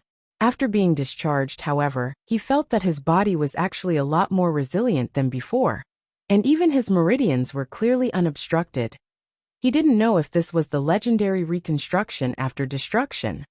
This was the only thing he silently kept to himself, and didn't mention to anyone else. All in all, as a new transfer student, Fang Xing's one day of transfer wasn't any less impressive than Lotus Sun's when she had come to number 60 high school back then. Tianshi Imperial High School's status in Jinghua City, for the elite, was comparable to the Oscars of elite schools, and those who could enter it were either rich or respectable. However, very few people knew about Tianshi Imperial High School. If it wasn't for Dopey Gua's uncles all over the world, they might not even have heard of this school's name. In a short 10 minutes after class, Dopey Gua spread the gossip about the new transfer students. Before the second class started, Lotus Sun and Feather Lin, who had been sent out to scout out the transfer students, came back hand in hand. It was actually quite normal for girls to hold hands, just like how they liked to go to the toilet after class while holding hands. However, the main problem was that Lotus Sun and Feather Lin had skipped back hand in hand. Everyone in Grade 1, Class 3 was stunned by the scene. Dopey Gua was dumbfounded. It was normal for Feather Lin, this lively and bouncing fujoshi, to jump up and down, but why was Lotus Sun jumping along with her? What just happened? Classmate Fang Xing is so handsome. Feather Lin cupped her face in her hands, a love-struck look on her face. As she spoke, she elbowed Lotus Sun, repeatedly muttering, Right. What do you mean? How strong is he? Super Chin was also a little curious. I think he's pretty awesome. Lotus Sun looked a little shy. Feather Lin thought for a moment, and quickly gave out the 4 keywords of a fujoshi: white face, long legs, chopstick spirit, peerless submissive. Everyone. Strength. What's the use of strength when you're so handsome? When Feather Lin finished speaking, she suddenly seemed to recall something important and suddenly exclaimed, Ah! What happened? Feather Lin felt that her face was a little hot. I forgot to take a selfie with him. Everyone. Feather Lin. Classmate Lotus Sun, come with me. Lotus Sun. After saying that, she grabbed Lotus Sun's hand and ran out.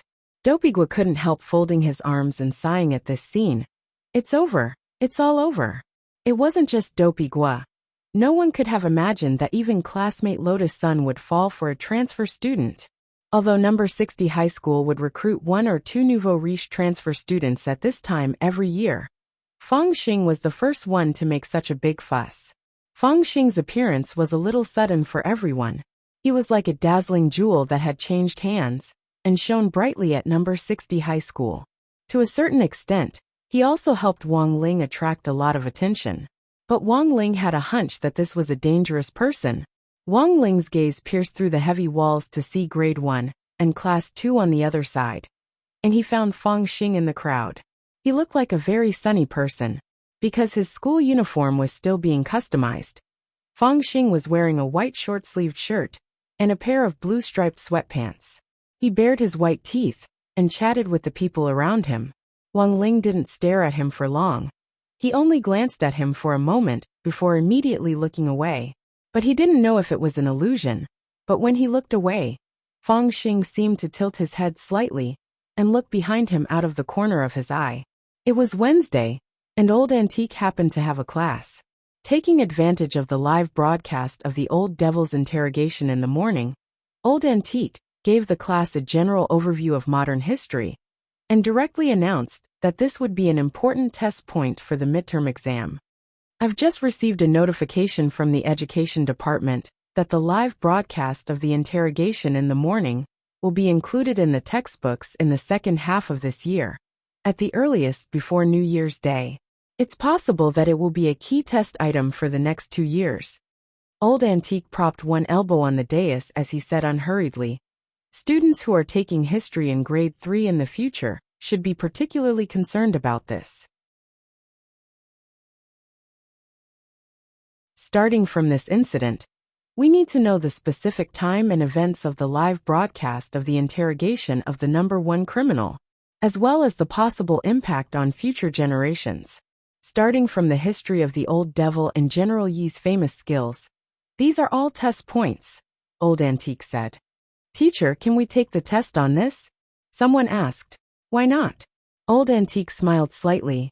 "If it were me, I would test you on the history of the palm sword's creation, the specific research process, and the historical impact of this spell's development on swordsmanship. Everyone has their own famous skill, and there are countless of them in history. Immortal Jinyuan's great spell of Jinyuan, Killer Taoist's enemy blink, and so on. Everyone. Of course, from the perspective of test points, I think it's very likely that Devil Emperor Guapai's disciple, Immortal Shi Pai, will appear on the test paper." The old devil looked around calmly. "So, does anyone know the origin of Immortal Shi Pai's famous skill, the White Knight spell? What's that? Many of you may not have heard of it, but this White Knight spell is a spell that can transform the spirit energy of heaven and earth into armor. As long as the spirit energy isn't exhausted, the armor won't be destroyed. Furthermore, it will split into 2 forms according to day and night. One is called Ming Kai, and the other is Dark Kai," Old Antique said.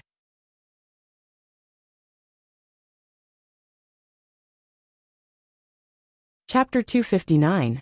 Old Antique's words sounded like a joke at first, but the look in his eyes was especially serious. In previous years' college entrance exams, Old Antique had always been right on the mark. Therefore, the scores of the class he brought out in the history class had always been first in the district in the past years. The White Knight spell was Immortal Shi Pai's famous unique skill, but most people probably hadn't heard of it. This was because most of the unique skills had been developed by the people involved. Starting from Immortal Shi Pai's famous unique skill, Old Antique remembered something interesting. About a month ago, I gave everyone a lesson on the Guapai War. Do you still remember? That lesson was still fresh in everyone's memory, because in that lesson, Old Antique had once revealed gossip about Immortal Shi Pai's final fate.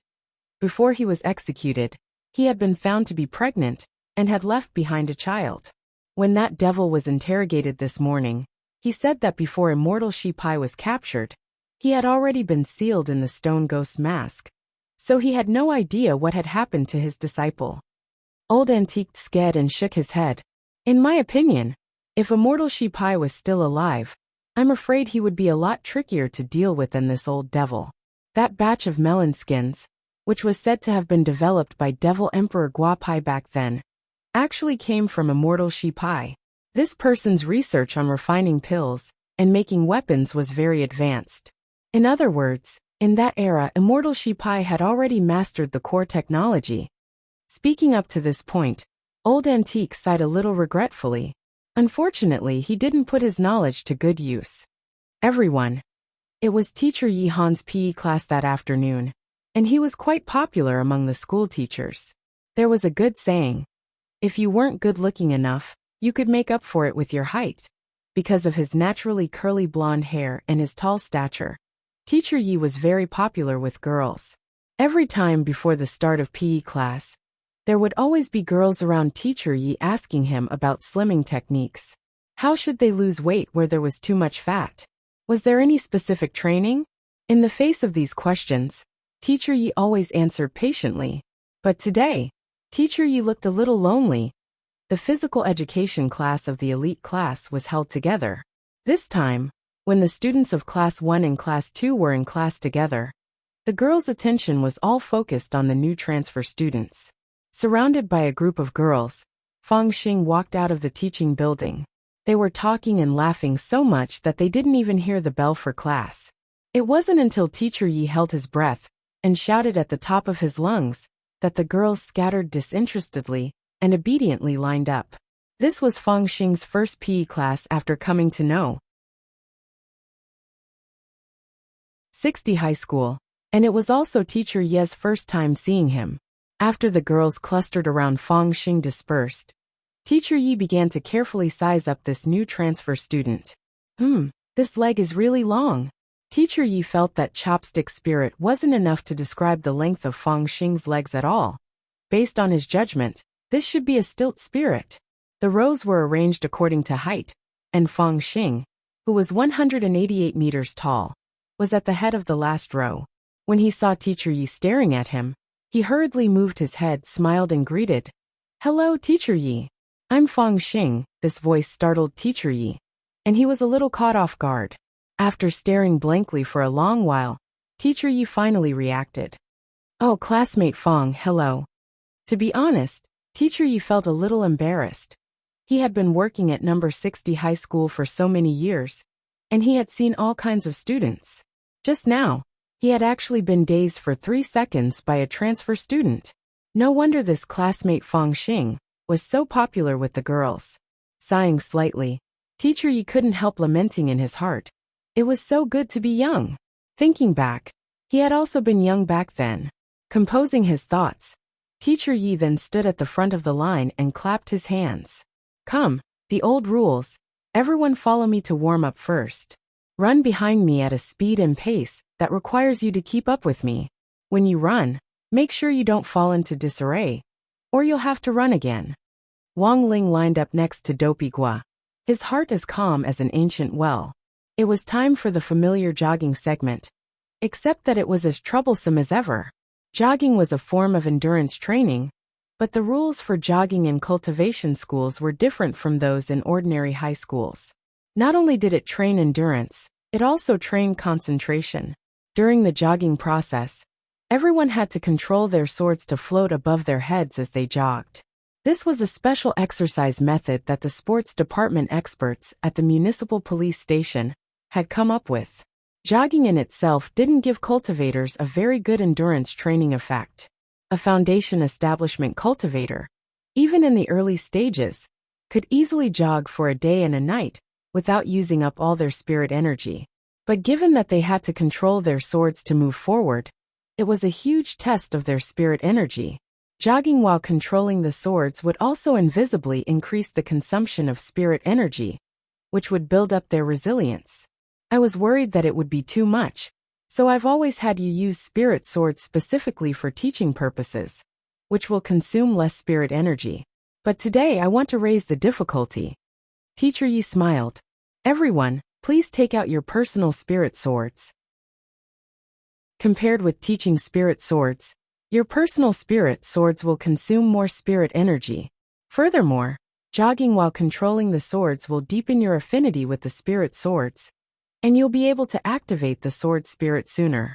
Compared with when the semester had just started, Wang Ling didn't feel as awkward taking out Jinka in public anymore. Ever since he had come back from number 59 high school's spirit sword exchange meet, everyone at number 60 high school knew that he used a peachwood sword, and they were already used to it. So when he heard Teacher Ye's request, he very readily summoned Jinka and held it in his hand. Of course, at that moment, the focus of attention was still on Fang Xing. I wonder what sword classmate Fang Xing is using. At that moment, a lot of girls cast curious looks at Fang Xing. Fang Xing rubbed the back of his head a little embarrassedly and looked at Teacher Yi with an embarrassed expression. "Teacher Yi, I use a knife." "Oh, did you major in knife skills at your previous school?" Teacher Yi nodded his head. "That's fine. The theory behind knife skills and sword skills is actually pretty much the same. Generally speaking, when you learn to control a sword, you can also control a knife. Classmate Fang Xing is so outstanding.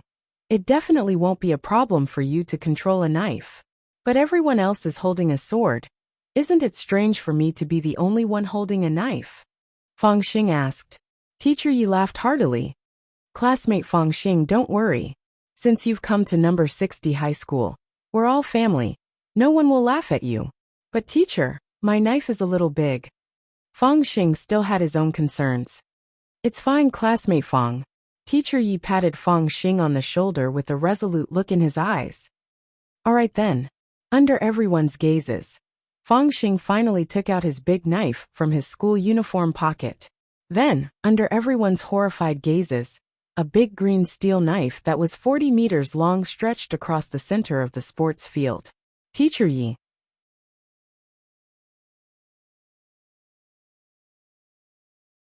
Chapter 260. 1. This 40-meter-long green steel broadsword lay directly in the middle of the sports field, and the light reflected off its greenish-gray surface. What kind of picture was this? This broadsword looked like a weapon that had been left behind by an ancient demon god in the human world. Just looking at it gave off a sense of heaviness. Everyone was silent. Teacher Yi also took a deep breath.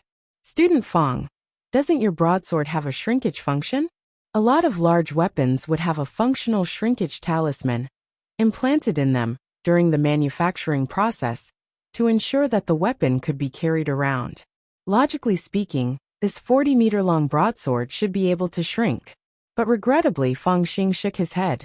This is a relic my father left for me. It's said that during the forging process, the weapon refiner had been traumatized by a breakup and suffered intermittent Alzheimer's disease. At the most critical step in creating this big saber, he wasn't able to put in the contraction talisman. Everyone. For some reason, Wang Ling felt that Fang Xing's experience was shockingly similar to his own. He remembered that it had taken him a lot of effort to cure the old man of intermittent dementia back then. Teacher Yi broke out in a sweat. Then student Fang Xing should use the teaching spirit sword this time.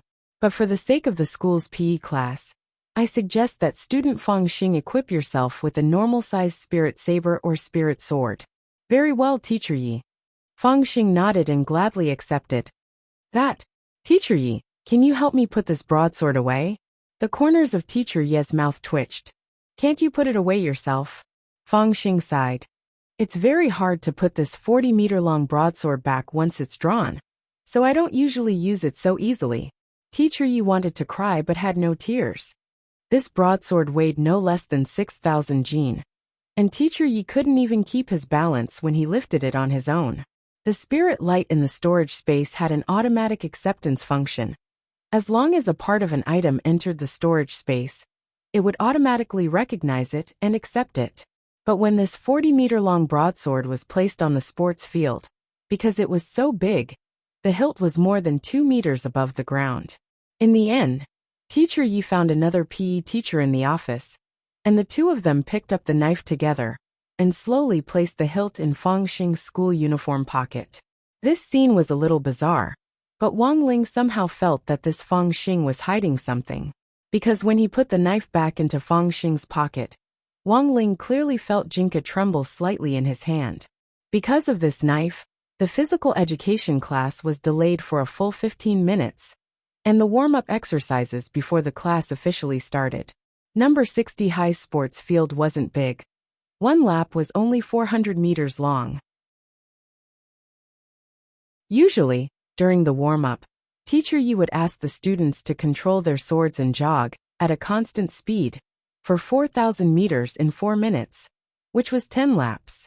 However, this time, because they had wasted too much time, Teacher Yi also raised the requirements. She limited the boys' time to 2 minutes, and the girls' time to 3 minutes. Jogging while controlling the sword was already quite difficult, and now that the time was shortened, the group of boys could only complain endlessly. Wang Ling jogged in the middle of the line. He didn't feel much for this kind of foundation establishment basic training, and just treated himself as a sparring partner. Furthermore, he didn't need to control Jinka at all, since Jinka was conscious. Super Chun led the boys in running at the front of the line. Although he looked very tired, Wang Ling felt that Super Chun could clearly continue. Before entering number 60 high, Super Chun had been a sports talent, and was more outstanding than most of the people here in terms of endurance. In contrast, Dopey Guo was already drenched in sweat by the 4th lap, and vaguely looked like he was going to fall behind. Master of Dopey had a big heart and a fat body.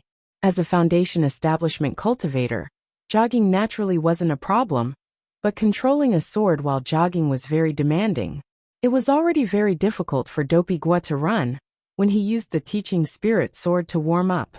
This time, he had to control his personal spirit sword to run, which consumed a lot of spirit energy. Of course, Wang Ling was right behind Dopey Gua. With just a thought, he could make it easier for Dopey Gua to run, but doing so would only harm him. The foundation establishment basic training classes at this stage were still very important. The foundation now was directly linked to the upper limit of future realm growth. Thus, Wang Ling didn't make a move from beginning to end. On the 7th lap, Wang Ling noticed that all the students around him were already drenched in sweat. He immediately manipulated his spirit energy to condense the moisture in the air onto the surface of his skin to make it look like he was sweating. Otherwise, it would really look too strange if everyone around him was sweating while he himself wasn't sweating at all. After 2 minutes of jogging, Dopey Gua directly collapsed to the ground, gasping for breath.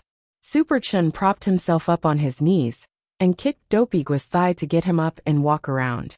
After that, the girls' jogging warm-up was also over. Apart from Lotus Sun, the rest of the girls weren't in much better shape. Bored to death, Wang Ling sat on the side to rest. Most of the people here looked like they were about to die from exhaustion. Apart from himself, there was also Fang Xing. After 10 laps, Fang Xing's face wasn't red and he wasn't out of breath, which shocked Teacher Yi. He felt that this transfer student's physical strength was too good. Even if he was jogging with the teaching spirit sword, he shouldn't have been this relaxed. And most importantly, he had deliberately set a time limit for the boys. Student Fang's physical strength isn't bad. Teacher Yi couldn't help praising him. Fang Xing rubbed his head in embarrassment and appeared very modest. My original school was at the foot of a mountain, and I had to walk 20,000 steps to class every day. Maybe I learned it then. I see. Teacher Yi nodded. He had heard of Fang Xing's school, Tianshi Imperial High School, the strictest private boarding school for aristocrats in Jinghua City. Your results are outstanding. Teacher Yi looked at the blue notebook and stopwatch in his hands. He had recorded the time just now. In the last 3 laps, Fang Xing had clearly sped up and directly overtook Super Chun, who was at the front of the pack, to finish his warm-up first. Overall, he had finished faster than Super Chun in just a minute and a half. In 2 weeks, our district sports meet will begin. I want you and classmate Chun to represent the boys in our school in the sword control relay race. Teacher Yi stared at Fang Xing and made his request. Unexpectedly, Fang Xing immediately agreed. No problem, Teacher Yi. If you use a normal spirit sword to jog, do you think you'll consume enough spirit energy? How about you take a break, and we'll test it out again? Teacher Yi said. All right, Teacher Yi. Fang Xing nodded lightly. I'll help you borrow a spirit sword first. Teacher Yi looked around. Is there anyone willing to lend their spirit sword to classmate Fang Xing? No need, Teacher Yi. I'll borrow it myself. Fang Xing smiled and waved his hand. Chapter 261. Wang Ling was blank at this scene. He was sitting in the shade of a tree pretending to rest, which should have been a pretty inconspicuous position. But Wang Ling had overlooked one thing. This position happened to be facing Fang Xing, and was actually quite close to him. In the end, Teacher Yi had just finished speaking when Fang Xing directly walked over to him. Classmate, can I borrow your sword for a while? Fang Xing smiled with a very relaxed expression. Wang Ling actually didn't want to lend it to him. For a cultivator, any magic treasure that belonged solely to them was a very private thing. And the most important thing was that Jinka had a very special meaning to him. After Fang Xing asked the question, neither of them moved as they looked at each other more than a meter apart. This was also Wang Ling's first time looking at Fang Xing face to face. One sat in the shade of a tree, the other stood in the sunlight. The two of them formed a sharp contrast. In the sunlight, Fang Xing's hair was a little brown. He was still wearing the same white short-sleeved shirt and blue striped sweatpants. His face was very fair, which made Wang Ling feel that if he wore women's clothes, he would definitely be an expert. After a full minute of silence, Wang Ling finally stretched out his hand and handed Jinka over. because he really couldn't stand the scorching gazes of the girls around him. Fang Xing was now like the sun. He had just arrived at number 60 high school. But he was already shining in all directions, and was really too eye-catching. Wang Ling had actually expected that if he refused Fang Xing's request, he would probably be hated by others even more than if he hadn't lent it to him.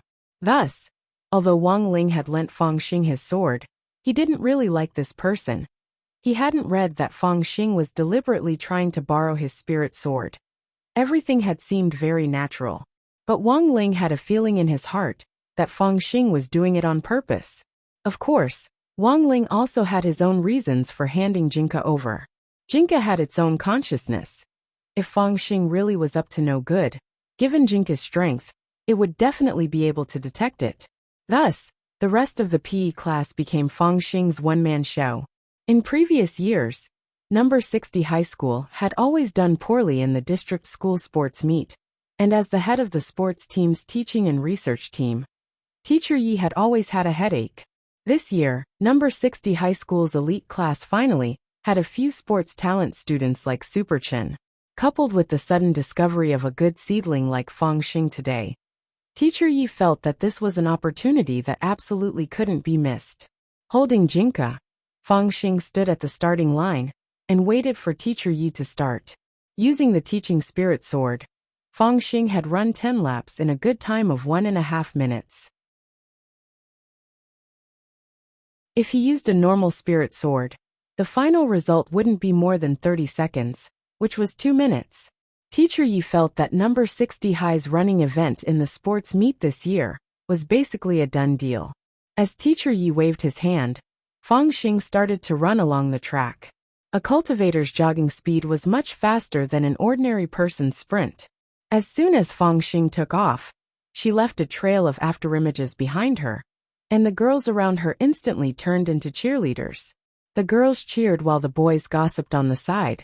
As a transfer student, Fang Xing was a little jumpy, which made some of the boys unhappy, but he could only suppress this unhappiness in his heart. At this critical juncture, anyone who went against Fang Xing definitely wouldn't end up well. Not only would he have to suffer the disdainful looks from the girls, even if he were to look for trouble in private, it was very likely that he wouldn't be able to win. How did the saying go again? I like the look on your face when you can't stand me, but can't get rid of me. Wang Ling felt that this saying was very appropriate for Fang Xing right now. Fang Xing ran the first 6 laps with surprising ease, and Jinka hovered steadily above his head. When he had handed Jinka over to Fang Xing, Wang Ling had already told Jinka to be as relaxed as possible, and he had also thought of a way to increase Fang Xing's consumption of spirit energy. What Wang Ling hadn't expected was that Fang Xing would actually be able to endure it. On the 7th lap, sweat finally dripped down Fang Xing's cheeks, and he clearly slowed down a little. Of course, in the eyes of an ordinary person, this speed was actually still a series of afterimages. Thus, Teacher Ye's eyes followed Fang Xing closely, and he was highly focused. After teaching physical education for so many years, Teacher Yi was actually very sensitive to this kind of slight difference in speed.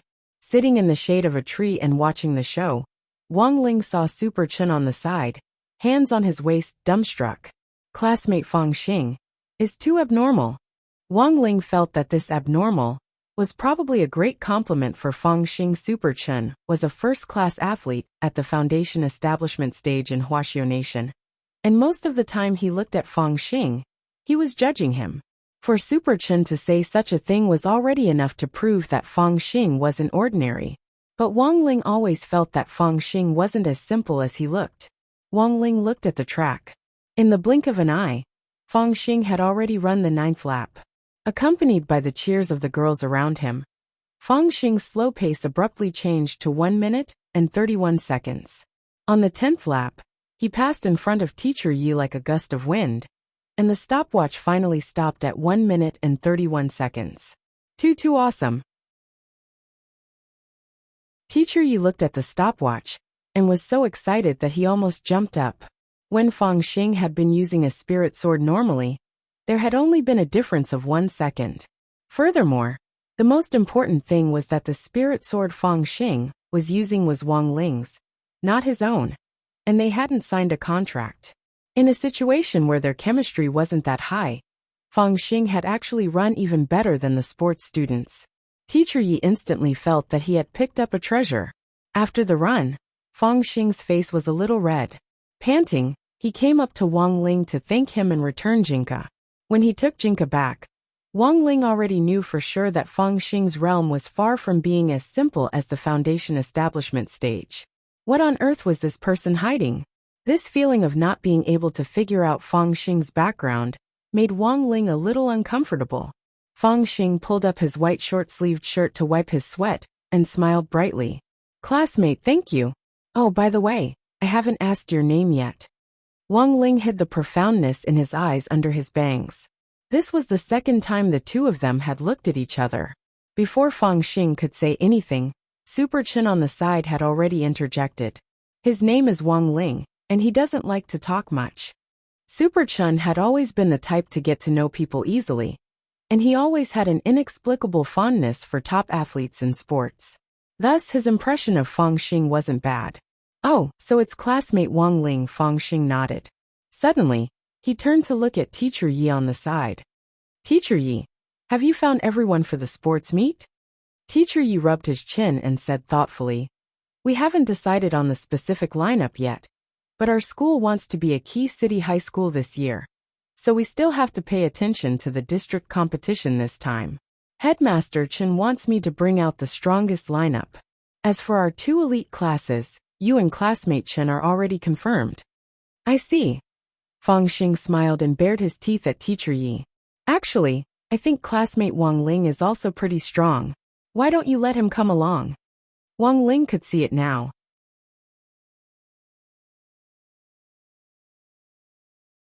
Chapter 262. This was the first time Wang Ling had felt like he had been schemed against. There were times when metaphysics could happen, but Wang Ling believed that under certain circumstances, coincidences could happen. But when coincidences happen once, twice, or even more than once, Wang Ling couldn't help but start to suspect the event itself. Thus, Wang Ling had a very special impression of Fangxing. That kind of casual or intentional contact with him out of the corner of his eye, which seemed like a coincidence, but also didn't seem like a coincidence, had made Wang Ling extremely wary of Fangxing. But while he was on guard, Wang Ling never thought that he would be the first to fall into Fangxing's trap. With Fangxing's recommendation, Teacher Yi was naturally very happy. Furthermore, it couldn't be said that Teacher Yi didn't have any impression of Wang Ling. At the previous Spirit Sword Exchange meet at number 59 High School, Teacher Yi had felt that Wang Ling's luck had been exceptionally good. Perhaps this time, he could also go out as a mascot? "Classmate Wang Ling, can you participate?" And so, after Fangxing's recommendation, Teacher Yi looked at Wang Ling with a hopeful and earnest expression. Wang Ling. Actually, Wang Ling had heard Super Chen mention the district sports meet before. But for him to represent the school in a sports meet of this level, Wang Ling felt that he was usually pretty low-key in school, and even his sports scores were average. Furthermore, there were a lot of sports talent students like Super Chen among this year's senior grade 1 freshmen, and Wang Ling felt that he definitely wouldn't get a chance with the limited number of spots. Now that he thought about it carefully, Wang Ling felt like he had sold himself out. What a strange flag he had set up. In the end, Wang Ling agreed. Of course, he had been forced to agree. After school that day, Fangxing walked out of the school gates surrounded by a group of girls as usual. Wang Ling was also the one who chose to leave school at this time. Furthermore, there was a long distance between Wang Ling and Fangxing. At this stage, Wang Ling felt that it was better to stay away from such a dazzling person. Wang Ling could have chosen to teleport home, but the old man happened to be in the city today to visit some of the disciples he had taken in at a star-rated hotel. So he had come to pick Wang Ling up on Sheep's little tricycle. The most amazing thing was that even Loopy Toad had come along. Looking across the street at number 60 High School's gate, Wang Ling saw the old man waiting on the other side of the road on his freshly maintained sheep, with a green-furred Akita lying lazily on the ground and wagging its tail. This scene was a little strange. The old man's parking spot was quite conspicuous, and a lot of people could actually see it.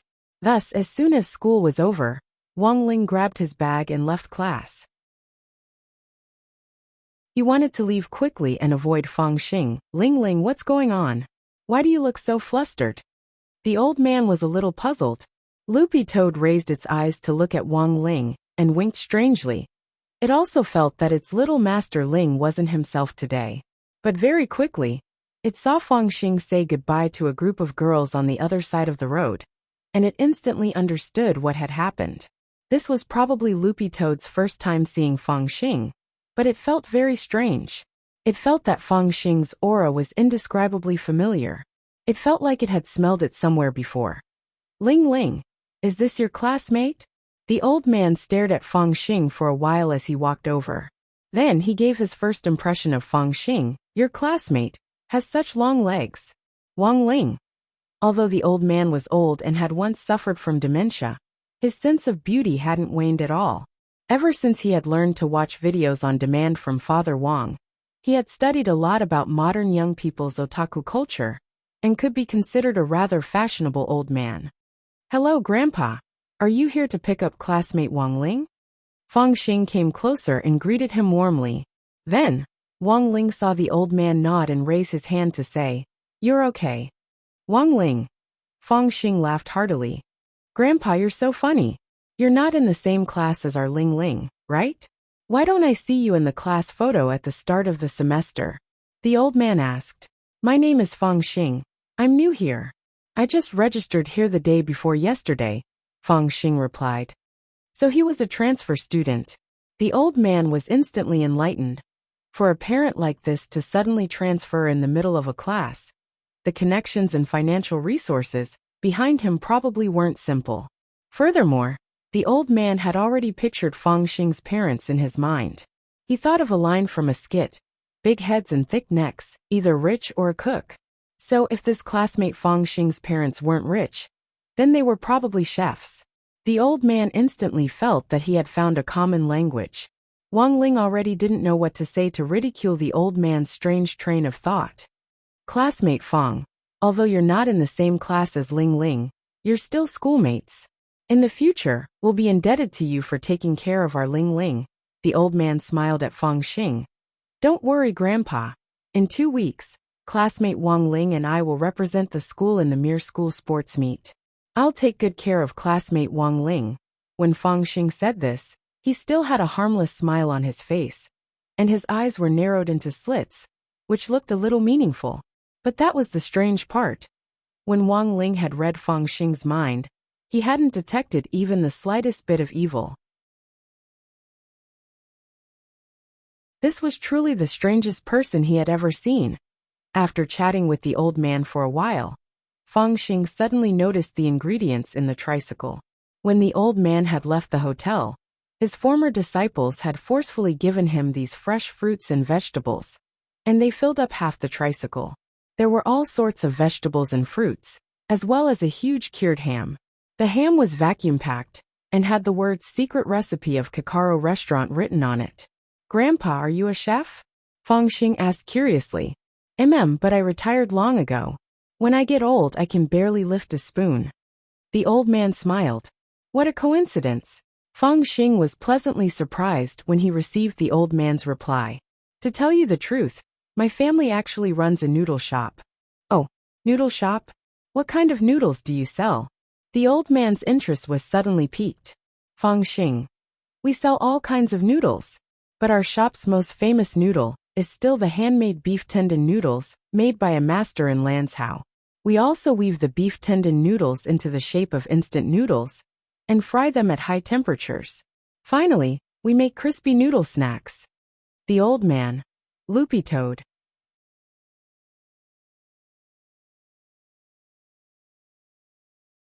Chapter 263.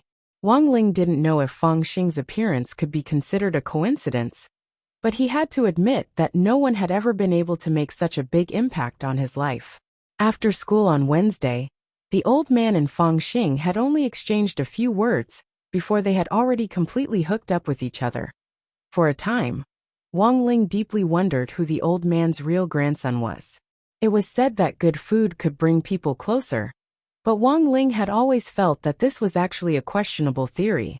After all, not all milk was called trensu, and not all aphrodisiacs could make a person's clothes explode. In particular, Wang Ling maintained an extremely high level of composure in front of Fang Xing. Wang Ling was surprised to find that this was the first time he had calmed down in the face of the sugar-coated bullet of crispy noodle snacks. It was a weekend on June 25th, and the old man went out early in the morning. After their meeting on Wednesday, Fang Xing and the old man exchanged contact information, and Fang Xing enthusiastically invited the old man to visit his family's noodle shop this weekend. While exchanging pointers on cooking, they could also discuss some academic issues from a gourmet perspective. According to the old man, although Fang Xing's parents owned this noodle shop, Fang Xing would usually help the noodle master pull noodles on the weekends when he was free. When he left, the old man specially went to Wang Ling's room to ask him to go with him. Because he didn't want to have too much contact with Fang Xing, Wang Ling chose to play dead in his room. In the end, the old man knocked on the door for a long time, but there was no response, so he could only go alone. Wang Ling watched as the old man left on sheep. When he left, he had Loopy Toad follow him to protect the old man.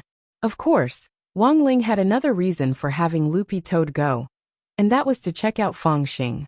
People with evil intentions would most likely have evil karma on them. And as a demon king, Loopy Toad was very sensitive to this kind of smell. After watching the old man disappear from sight on sheep, Wang Ling finally breathed a slight sigh of relief. When he opened the door, Wang Ling bumped into Lai Mengmeng. It was clear that Lai Mengmeng and Father Wang were almost done with the script. Father Wang was now doing the final edits on the first 300,000 words of his new book, The Live Streaming Life of the Immortal King. In a week's time, it would be directly published online. In a week, he would directly publish it online, and then hold a godly press conference.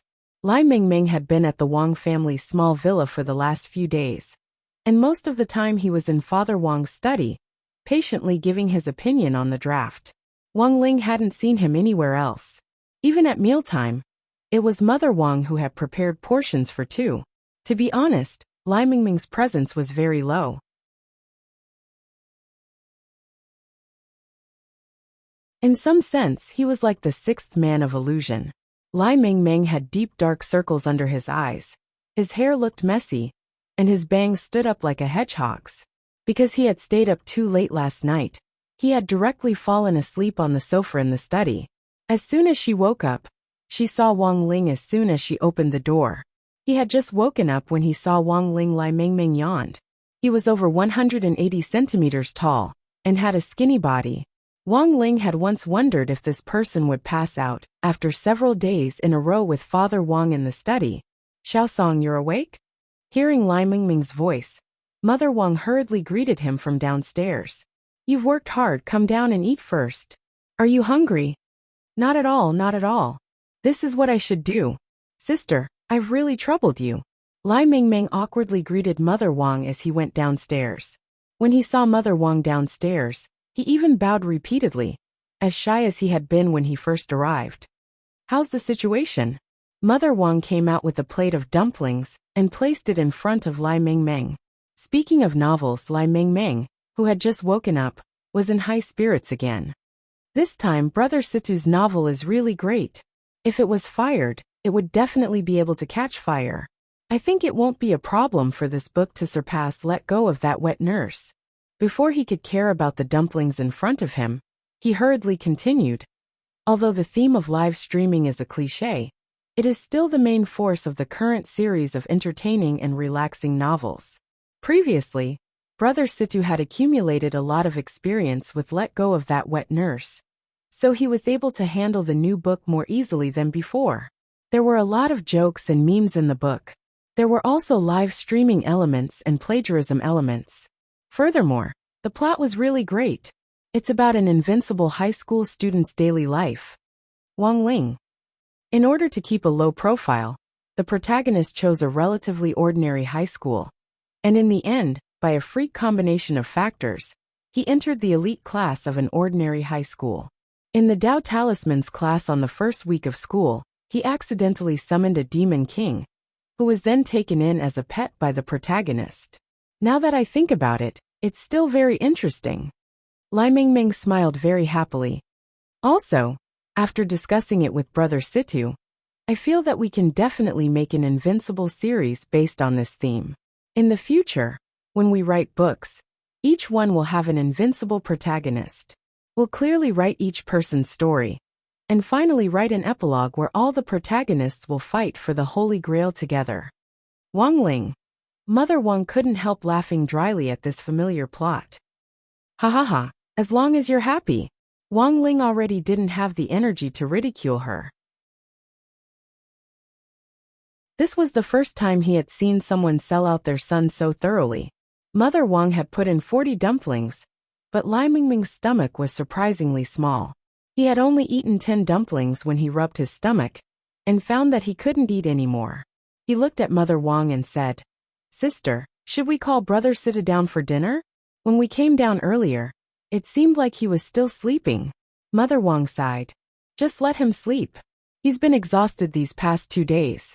I just made some chicken soup, and when he wakes up, it'll be almost done. Both of you should drink some." "Oh, okay, thank you, sister." Lai Mingming smiled, showing his big white teeth. "You've been busy for a few nights. Do you want to go wash up first?" Mother Wang asked as she looked at Lai Mingming's messy hair. "Oh, that's so embarrassing." It's fine. You've been here so many times already. Why are you still acting like a big girl?" Hands on her hips, Mother Wang smiled a little helplessly. "The new dental tools and cups are under the cupboard in the washroom on the 2nd floor. Go look for them later. You and your brother should be about the same size. I'll find some clothes for you later." Lai Mingming blushed. Then, "Thank you so much, sister." "Don't mention it."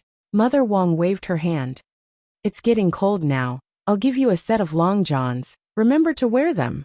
Lai Mingming. That you're tuning in to the Journey of the Soul YouTube channel. Don't forget to subscribe and join us on this journey to catch the most captivating stories.